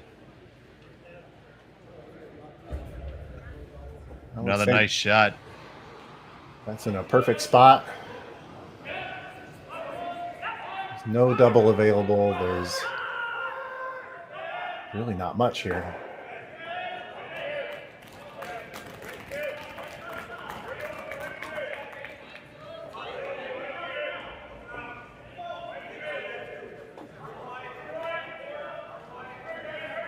Well, what is available is lots of broom waving.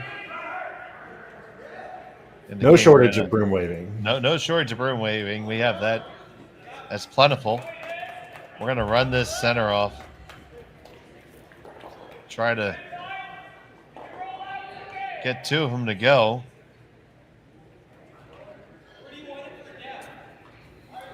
Yeah, I think that yellow on the left in the 8-foot comes into play if you do get the run double. As you look in the overhead, yep.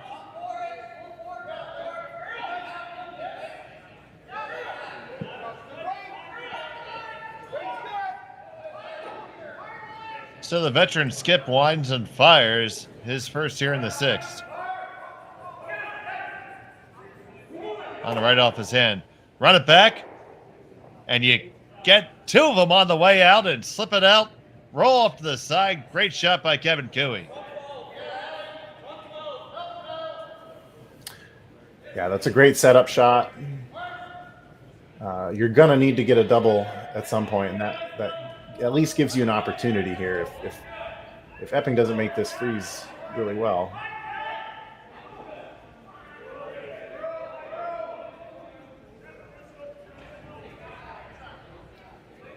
Of course, he's also got to be second shot after throwing this.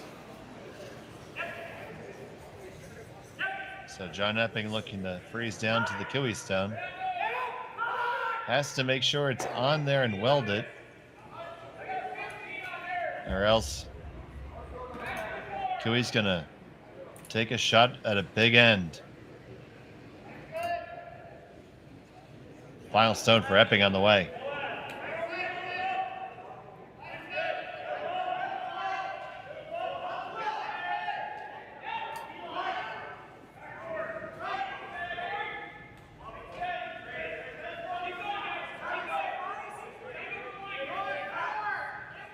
This one slips a little bit deep, but I think you're out of trouble.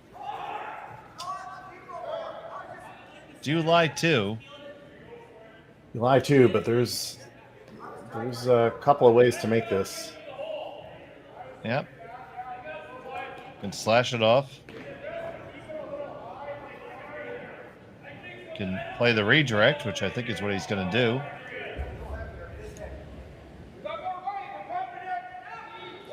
Yeah, this is for a big four.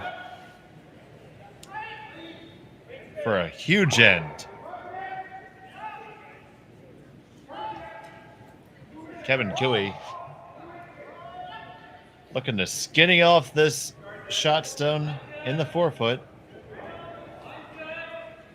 Carry him into the Epping rock and score 4.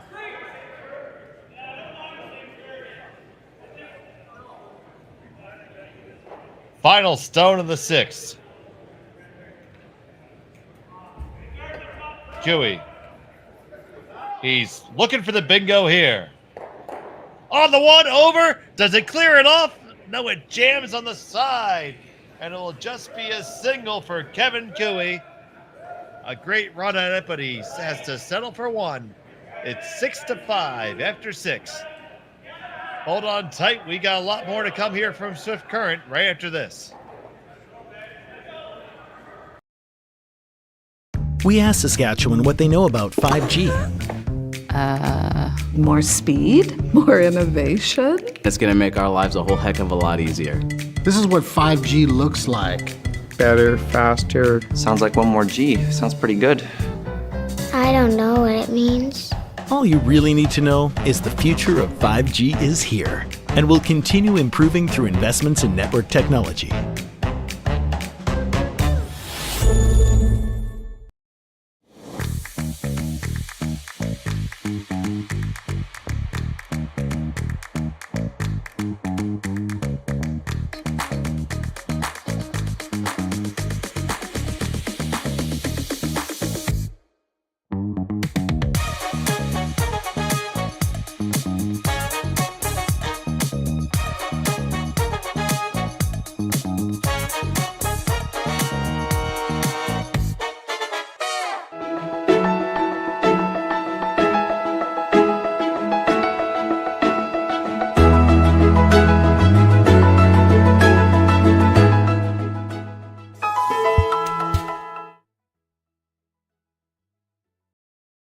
Hey Ben, what's the Aztec Safety online e-learning website again?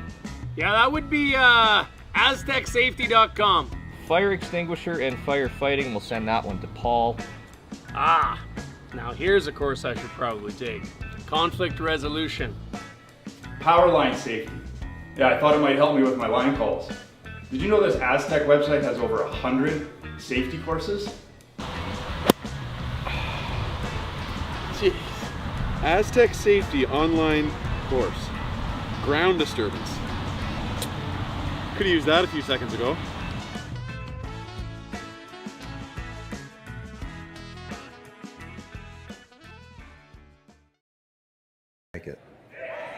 Welcome back to Swift Current. Epping has the hammer, trailing by 1, but man, Trevor, Kiwi had a shot at a big crooked number there. Yeah, it was very close. Another, off by a 1/4 inch.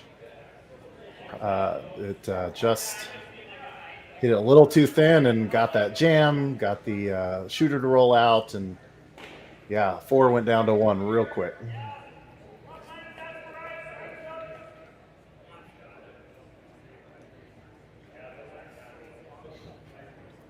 So If you're John Epping here, are you trying to work hard to blank? I know it's a lot tougher to blank now with the 5 rock rule, but the center guard from Cooey is not on the center line, so it can be moved around some. Yeah, it's a real dangerous spot to be in. Cooey down by 1 with hammer in the 8th end. You're not looking good at that point. So yeah, blank would be nice, but I think Cooey's gonna do what he can to prevent that.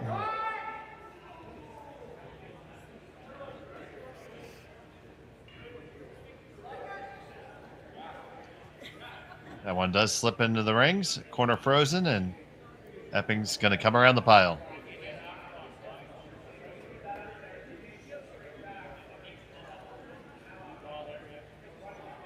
Good safe shot here.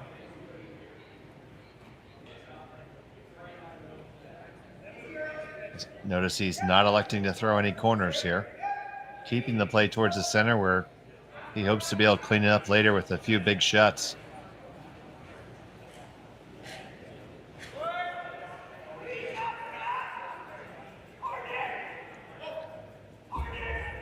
This one a little heavy. This one a lot heavy.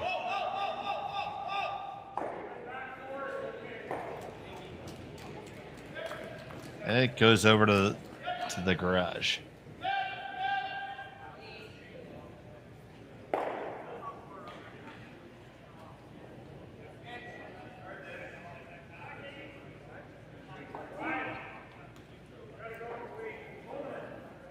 The wrong garage, actually. Red rocks go on the left, not the right.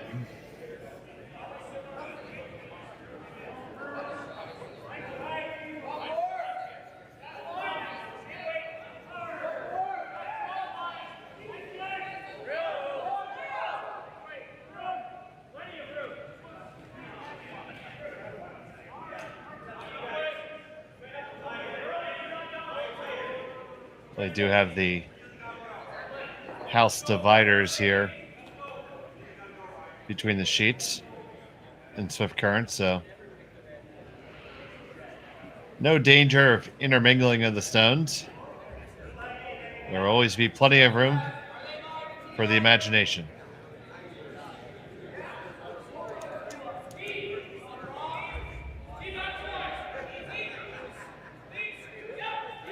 This one needs to carve over to even touch it.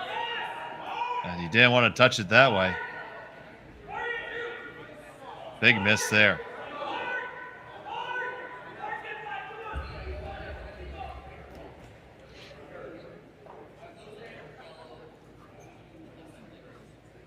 Cooey's just going to pile another one in. Realizing that, yeah, he's going for the force. He might just be forced to steal.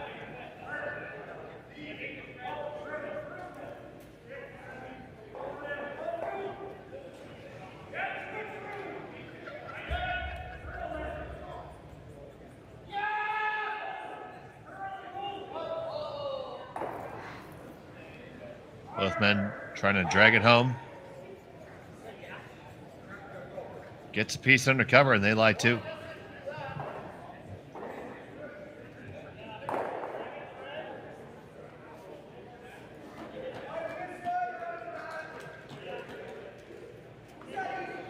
All right, now cleanup is coming. Yeah, time to clean up for sure. You can get 3 to go.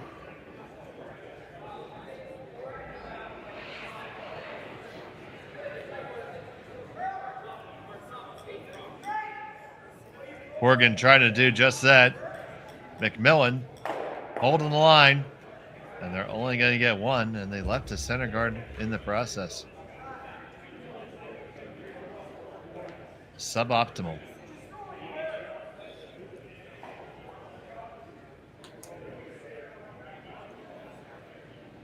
Two yellows went away with that rock. One was the guard, and then one was top 12. That's true.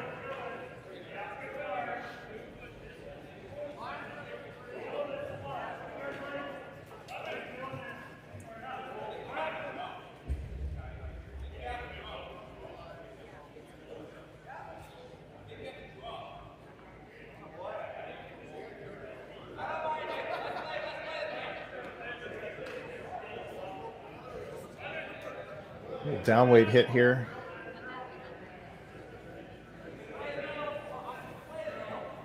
Martin already trying to carve it over. Now it does come. Get all the way across and clear.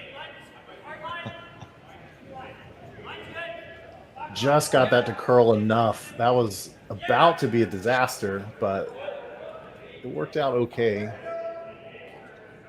Shot stone for Kevin Cooey and really close for second now.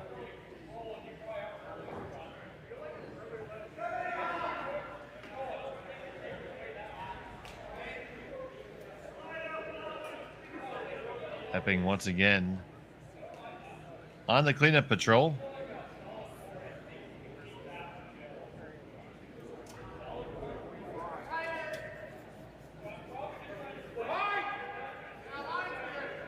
It's okay. He has a Horgan for that.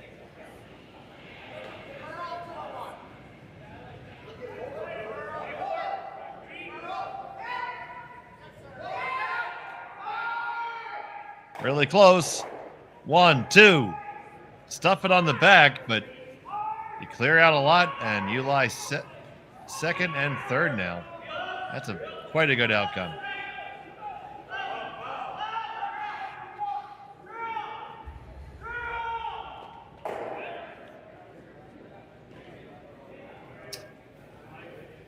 Cooey running the numbers here.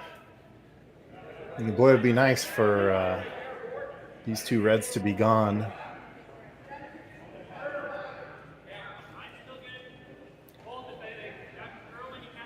Make the end a lot less stressful. He's also got that center guard, which could be very useful. So he's trying to decide, is he going to go for the double, or is he going to just hit and roll under? Looks like he's hitting and rolling under. Yeah, it's going to be the hit and roll under.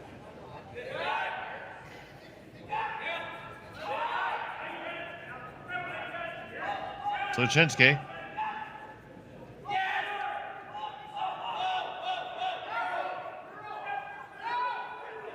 Looking pretty close now. You got the hit and roll it. Didn't get it all the way under, but they do line 1-2.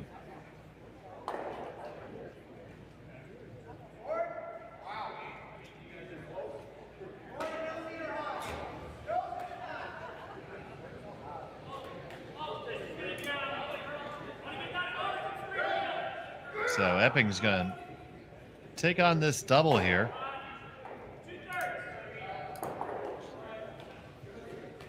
Doesn't need to be a crazy lot of weight, because you want to hold your shooter and still lie 2 after this.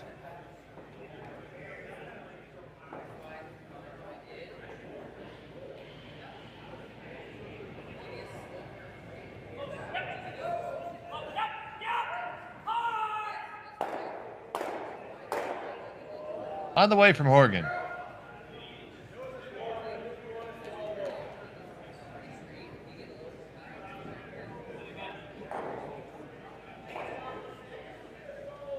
Clips it and jams it. Still Cooey lying shot rock.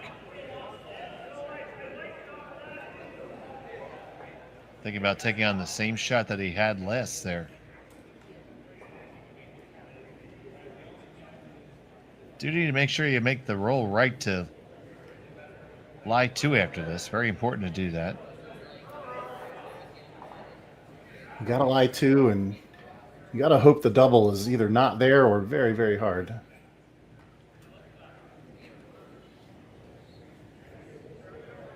want to thank everybody for joining us here thus far, and especially those of you who may have just joined us from other games.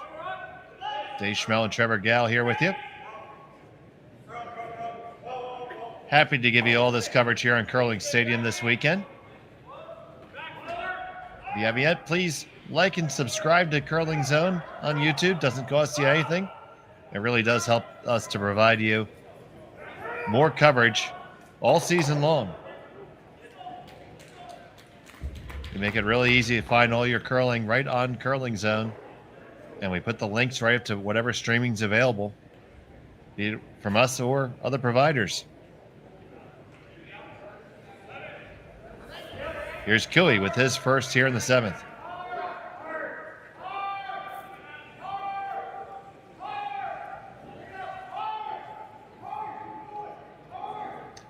Got to go past the guard. You got it there. Now, oh, that's an absolute disaster. Yeah, that could not have gone worse. Just over curled at that weight. I saw he took less ice than Tyler's similar shot, but wow.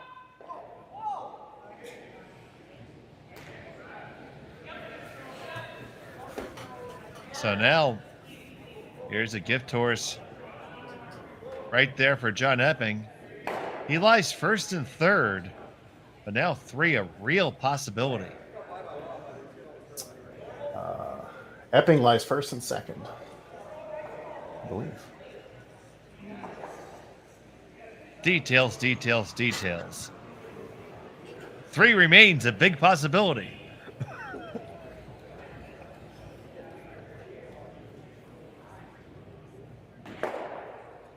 It is all about accuracy.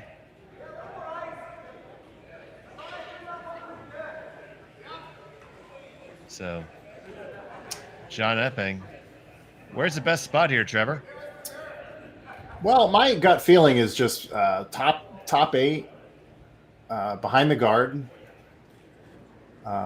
closer to the top of top 8. But seems like they were looking at some other options. That might give Cooey the chance to draw behind it or something to bail out. It looks like they're just going to take out the one in the back here.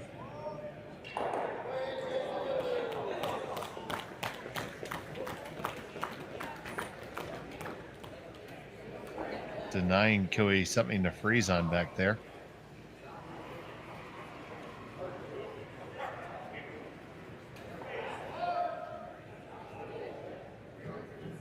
John Epping trying to triangulate this to the perfect spot.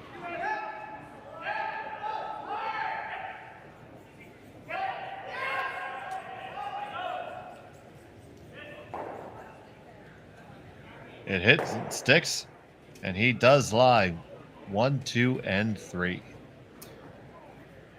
Yeah, that was also a nice little roll to the left or to the right if you're looking at the overhead view, because it gets that guard totally out of the way. So it looks like to limit the damage here, Cooey's going to go for a double takeout. Try to go all the way across the house here and kill 2 reds. I'm going to try to get a time on this.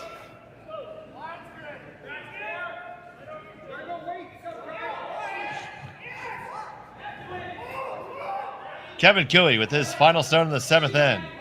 Bringing the heat. Needs to catch this and come all the way across on the 1. Work it over. Work it over. Do you push it out?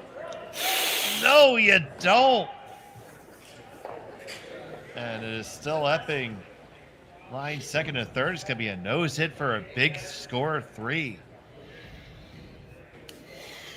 I had 6 seconds on that Good double. effort.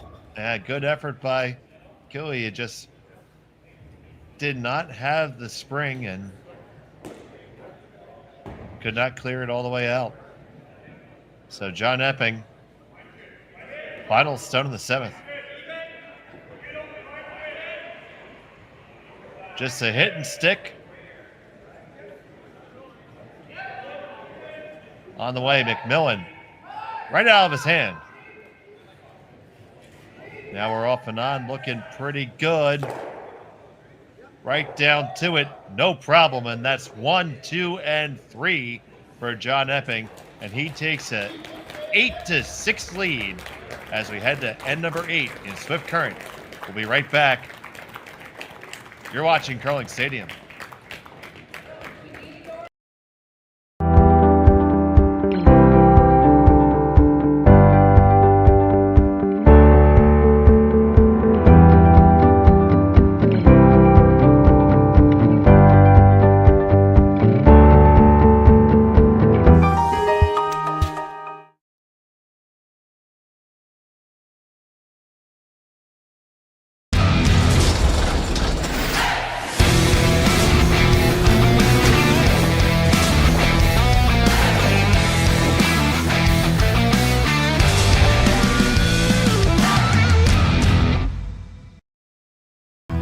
stronger agronomics, better returns,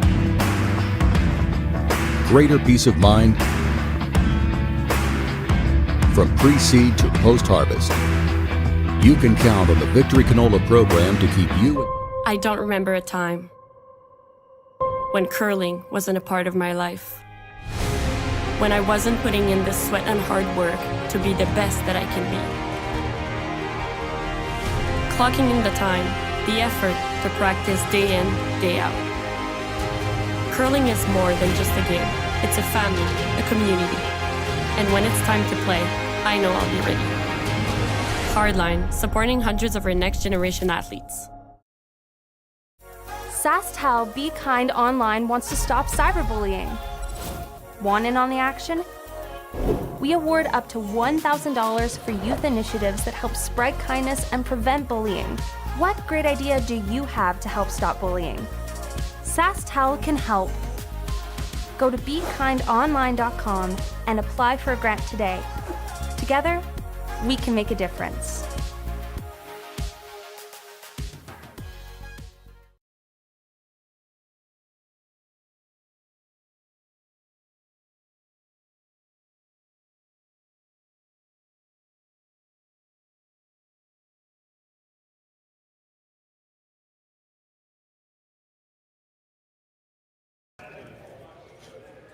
Welcome back to Swift Current. It's the RBC Dominion Securities Western Showdown. We have Kevin Cooey versus John Epping. And it's been one heck of a game. Both teams each putting up 3 spots here. And we're happy to be bringing this with you for the 8th end of action here. Kevin Cooey does have the hammer. And Trevor, we've had a treat thus far. Yeah, it's been a fun game to watch, and I think that was like the 3rd time Kevin Cooey was on the wrong side of a couple of millimeters to really change the outcome of an end. Of course, in that last end, just hit a little too thick and didn't quite get the double, leaving the nose hit for 3 by Epping. But yeah, here we go. Cooey down by 2 with hammer in the 8th end. I've seen this end a number of times, and I've seen it go Cooey's way. So nothing's over until it's over, and we might even get some bonus curling out of it. He's Trevor Gale. I'm Dave Schmel, and you're joining us here on Curling Stadium, and we're glad to have you. The double corner guards are up for Kevin Cooey. Epping has laid 3 in the center. Pretty classical layout. Now let's see how Cooey plans to take it from here.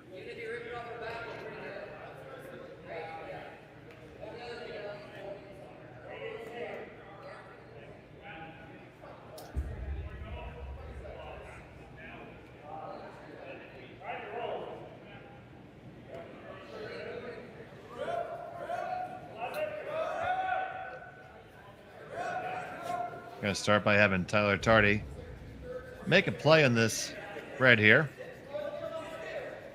Try to roll underneath cover. He'll move Shot Rock off the pin, replace it with a different Epping stone, but he's going to need some amount of clutter here, at least early.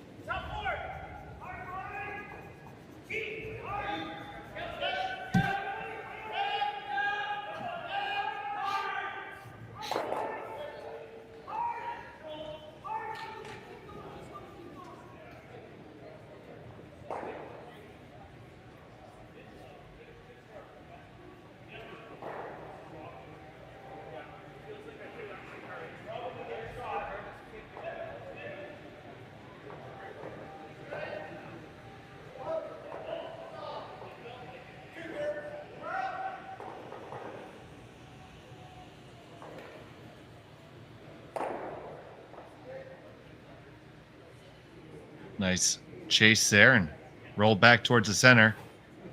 John Epping continued to be a thorn in Kevin Cooey's side.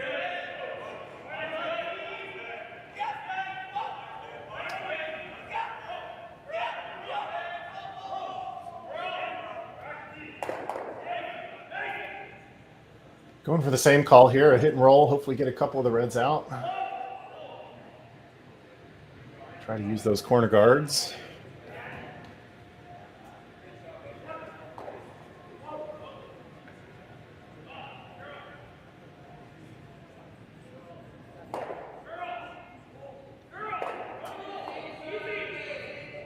They get a much better roll this time. Remove just the one top red, but roll to a beautiful spot. You can see about half of it, but do you really want to be chasing that?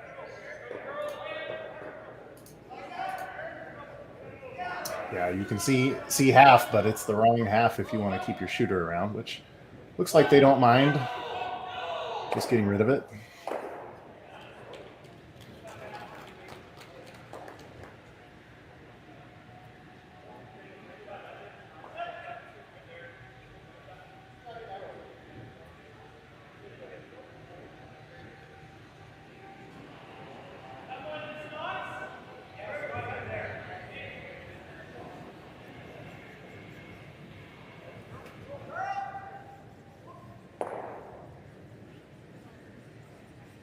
Trying to carve this right out of his hand.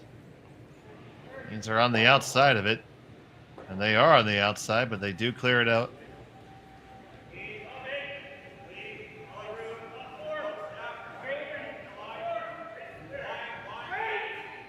So math's starting to become a problem for Kevin Cooey. Has to hide one and get to stay there.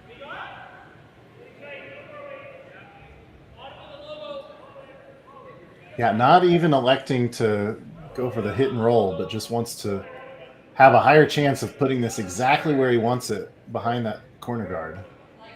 Saying, I'll deal with the rocks in the middle a bit later.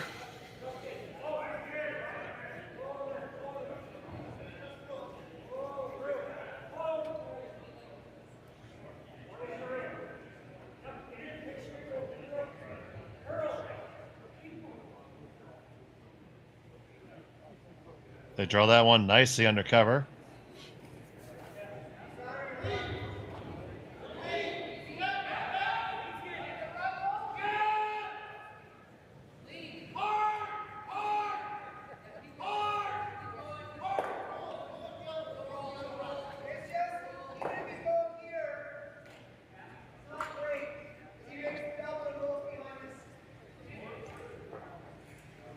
So now Epping realizing that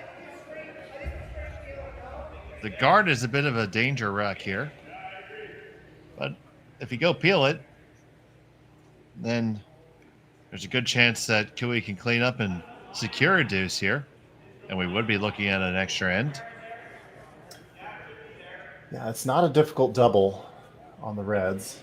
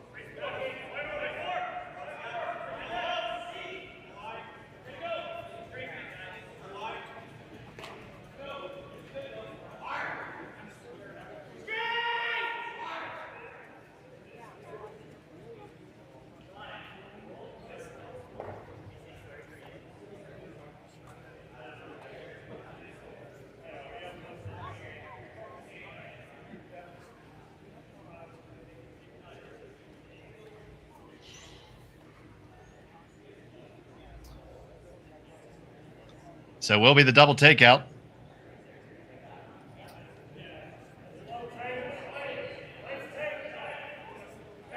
I think he called the draw behind the other corner guard. This is your best bet if you want to get 3 and not deal with going to an extra in without hammer.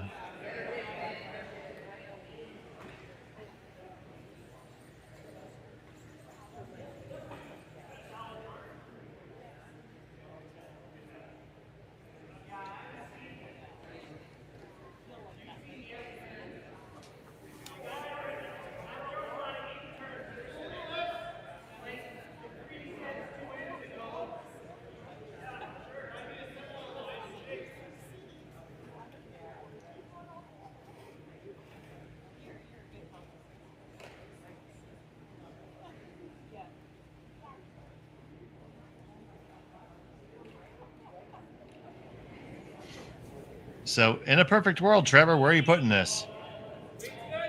In a perfect world, freezing to the shot yellow stone would probably be a perfect shot, but that's also a hard shot. So yeah, it looks like they're just going after the open one, rolling into the center, putting more rocks into the middle, and making it more difficult for Kui to deal with him on his last shot.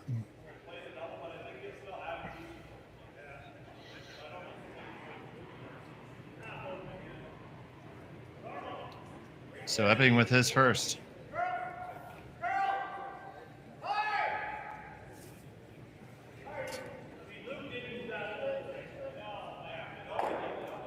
Makes a hit. Doesn't get a big roll.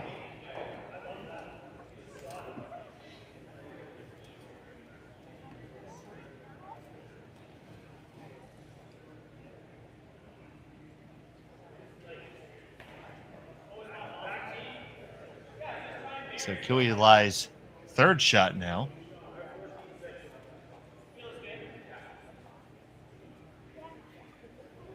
Does he take on those 2 reds now, or does he still stay in cutesy mode? It's a good question. The hit and roll behind the corner is probably your best bet here. But, obviously that's pretty difficult to execute.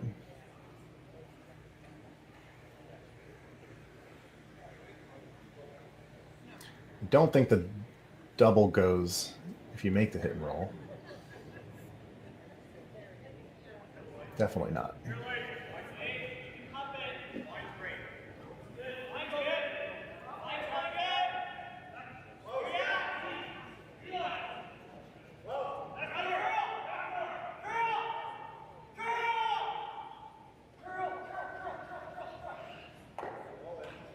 So Kevin Kui with his first of 2 here in the 8th.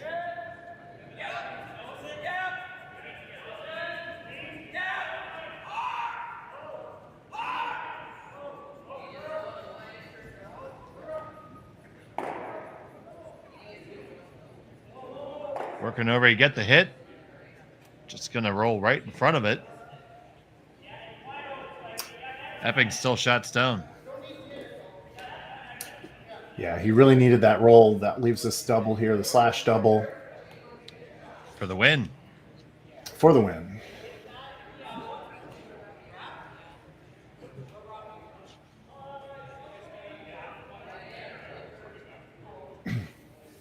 So pretty simple here.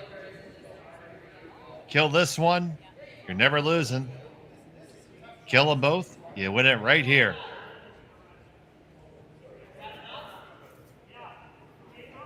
John Epping, his final of the 8th.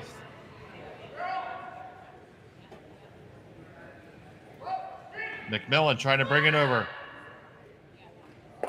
Right off of it, on the one, do not clear it. And it's going to be a hit and stick for Kui to tie it up. I need to go just a little bit further, buddy.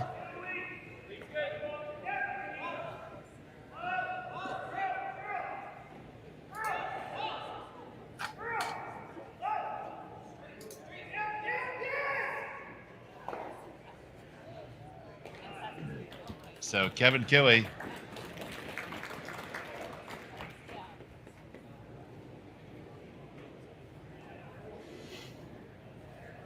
Final stone of the 8th end.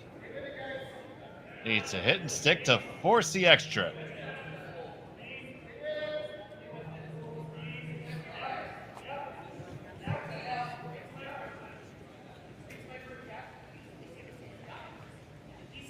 On a no problem. As can be bonus curling from Swift Current. When we come back, Epping will have the hammer in the 9th. You're watching Curling Stadium.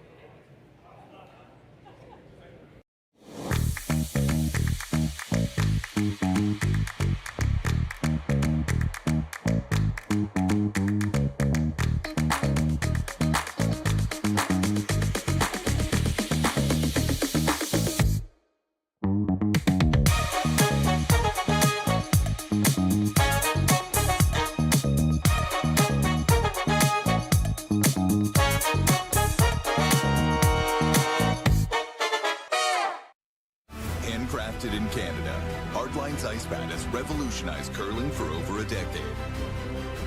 Engineered with top-tier precision and durability, it is backed by an unmatched 10-year warranty.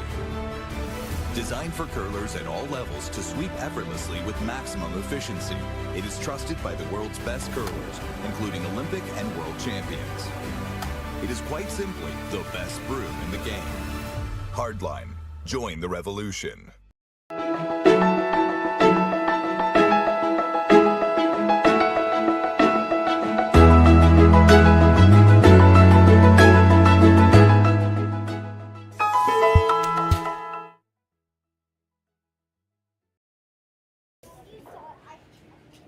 Welcome back to Swift Current. It's extra end action right now. All knotted up between John Epping and Kevin Cooey here. Was a noble effort by Epping to try to finish it all in the 8th. It just could not get over the top far enough, Trevor. Yeah, I think once again we came down to millimeters there, and well, leads to bonus curling. That means we get bonus paycheck, right? Sure, you're right, boss.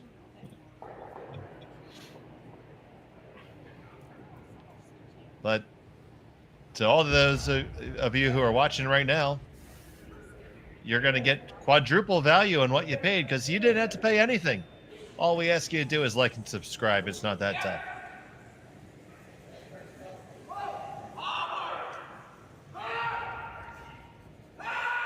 So of course, in the extra, Cooey's going to go for an all-out steal here, and so that's going to start with, a couple of center guards. So that first one left pretty high. They'll come around it in the second, and Epping doesn't need to play to the wings.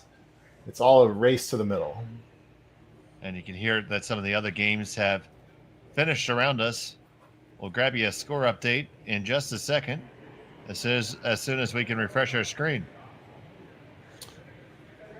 Sure. Yeah. So I'm going to start with I guess I'll go in the same order. Yeah. So Brad Gushu against Brent Pierce.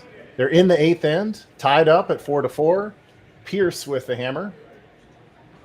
In the next sheet, we've got Matt Dunstone against Drew Height.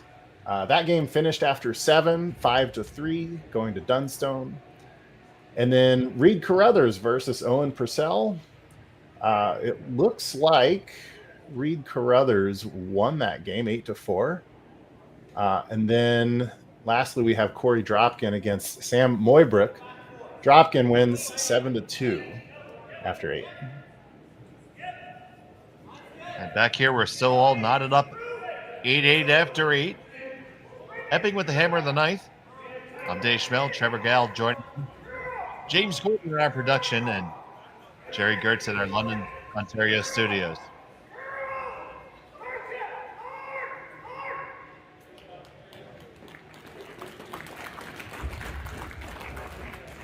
So double centers. Now Epping's going to follow on in. He only needs to score 1. With that no-tick rule, though, they can't touch those center guards. That's really helping Cooey right now.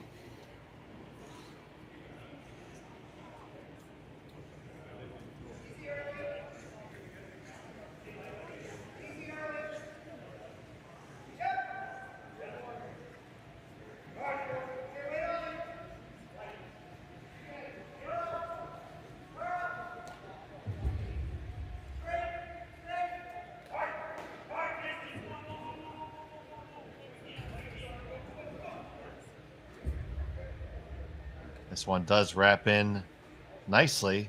Epping lies 1-2. There is room for Cooey to come around with that counterclockwise rotation. Right-hander's out turn. Now, Trevor, interesting question. When the new generation has no idea what a regular clock looks like, how's that going to work? Oh, when we're talking about counterclockwise and clockwise, yeah, I don't know.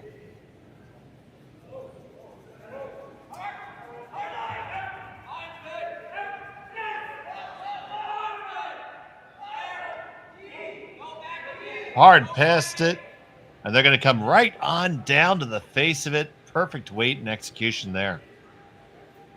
Could not have thrown that better. So now John Epping going to do some cleanup duty. You hear the crowd getting involved here at Swift Current. I think the next few shots will be pretty routine.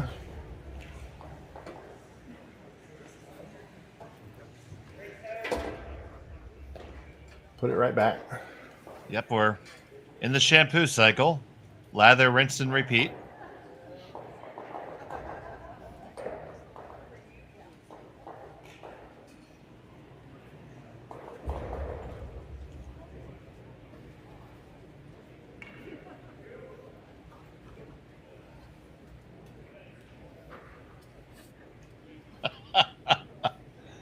Suggestion from the chat there. You throw either the loosey turn or the tighty turn. Lefty loosey, righty tighty.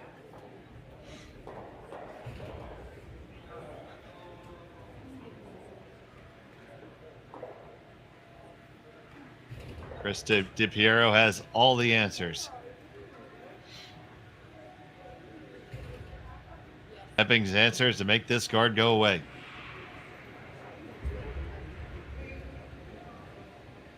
Throwing the loosey turn.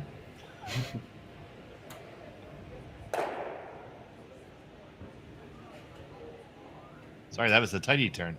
That was the tighty turn. Oh my goodness. I can't even get that right. The future of the world is doomed. It's okay. You just need a little practice on it.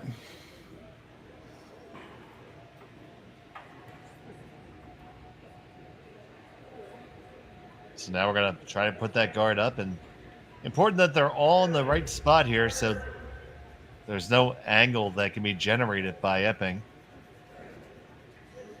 Hard early to hold the line. Got to get it over. Hard just to get it over the hog line. Oh, this is going to be one expensive round of drinks because there's almost 1,000 people watching.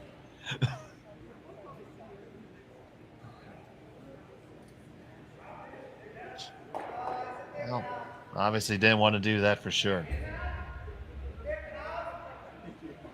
So now Epping has a chance to really change the landscape here.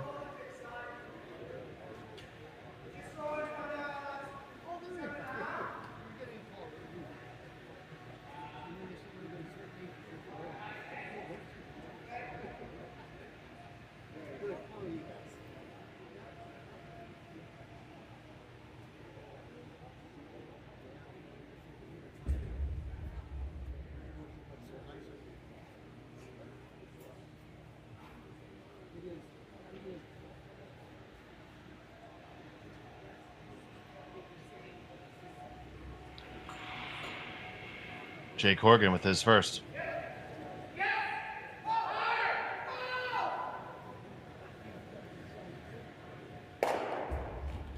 Oh, just ticked the one on the way by. Does open things up a good deal, though. Leaves them sitting 2-3. One lonely stone there for Kevin Cooey. And you got to put the guard back up. So there is a bit of a pocket there you might be able to use later.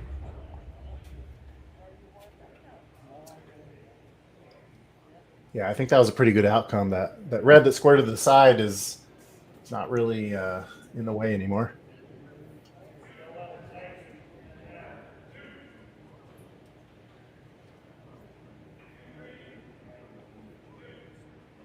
Hear him say 2-3 in the background.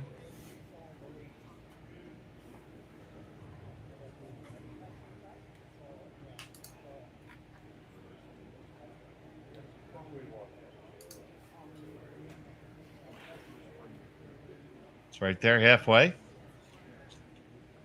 Straight peel coming.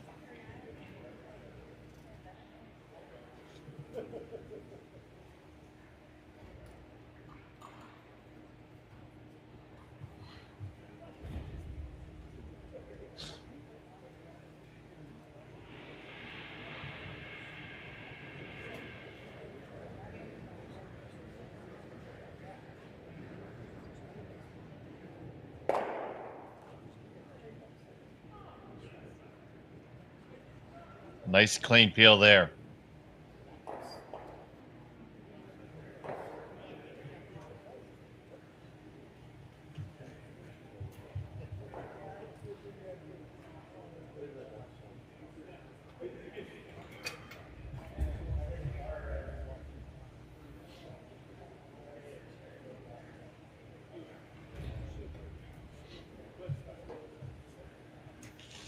So now the whole team's going to come together, try to figure out the best strategy to move forward. Trevor, your thoughts? I think you got to protect your yellow, and at some point, I don't know. You got to get rid of that shot rock and protect the yellow. That's too many things to do, Dave.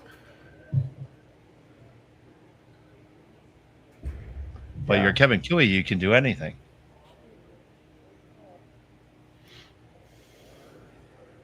So,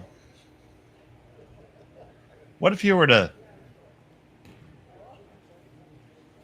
freeze onto Epping's rock now on the other side? Does that do anything for you?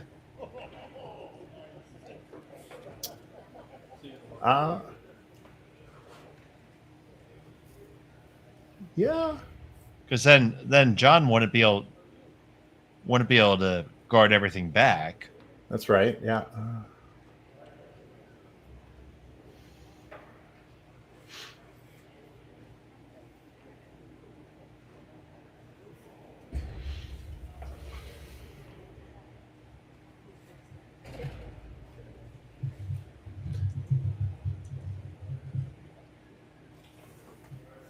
mean, freezes are always a last resort, especially if there's no guards in play. But we're kind of to the point where we need last resorts. Do you play the double takeout on your own in line too? Or I think this is the freeze call. Freeze on the nose of the yellow.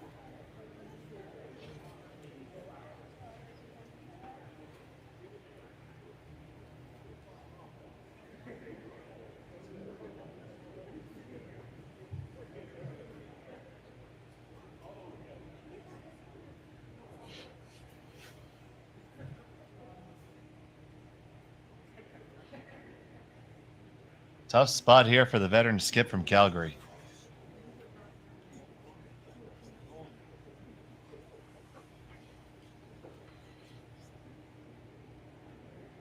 Gooey with his first.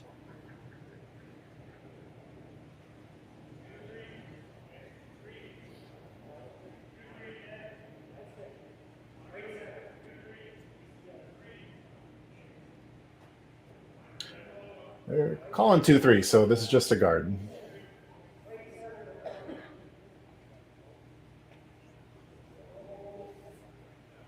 Okay. Your move, Mr. Epping. Peel.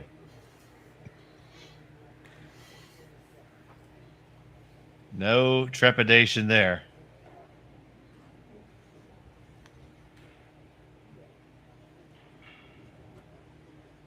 Seems perfectly sensible to me. Yeah, that guard is in the perfect spot.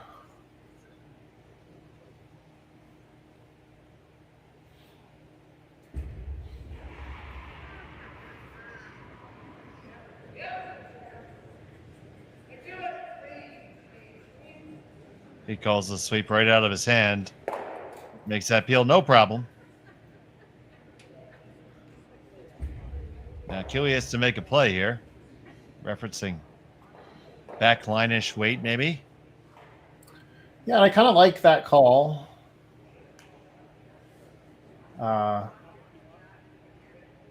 It would leave, yellow sitting 1-2, and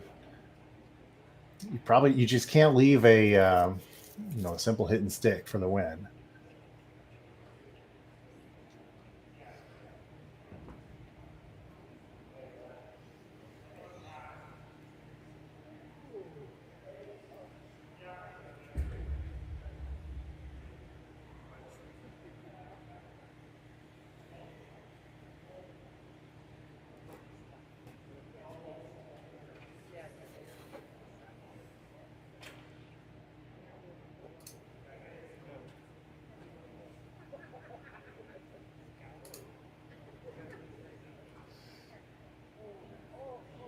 So Kui getting ready to deliver his final stone of the extra end. Needs to be line shot after this.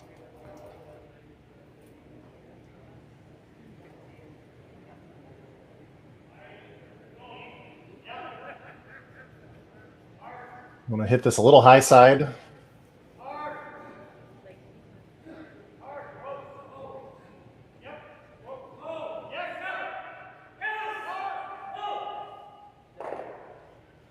Gonna hit it.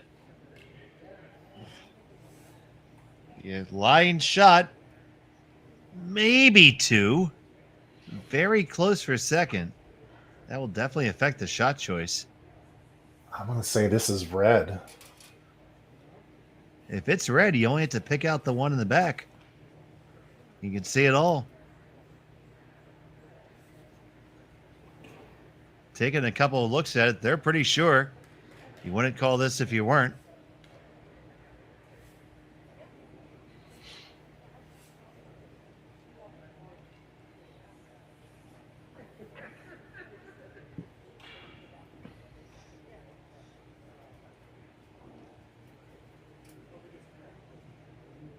John Epping needs to pick this one out for the win.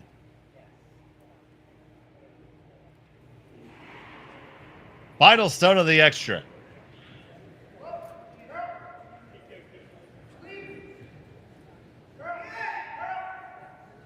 Back and forth. They got a little piece. That's all you need. Away it goes. And we just had to confirm and look at it.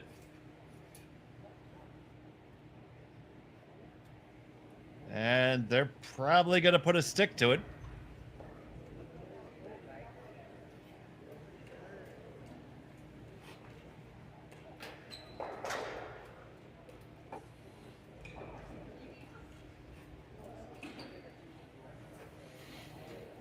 So it's a measure for the win.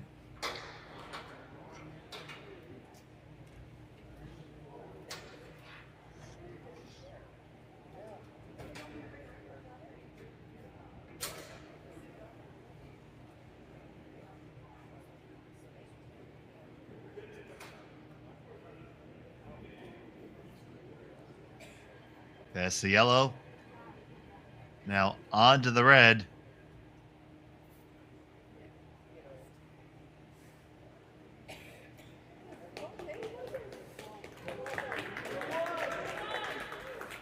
And it is red all day. Thank you, John. Final score of 9-8 in favor of John Epping. They'll move on to the A bracket. That's all we have for you right now. For Trevor Gal, James Gordon, I'm Dave Schmel. Thanks for watching. We'll be right back as soon as the ice is ready. You're watching Curling Stadium. Handcrafted in Canada, Hardline's Ice Pad has revolutionized curling for over a decade. Engineered with top-tier precision and durability, it is backed by an unmatched 10-year warranty.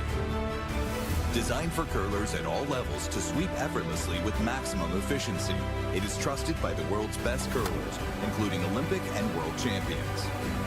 It is quite simply the best brew in the game. Hardline, join the revolution.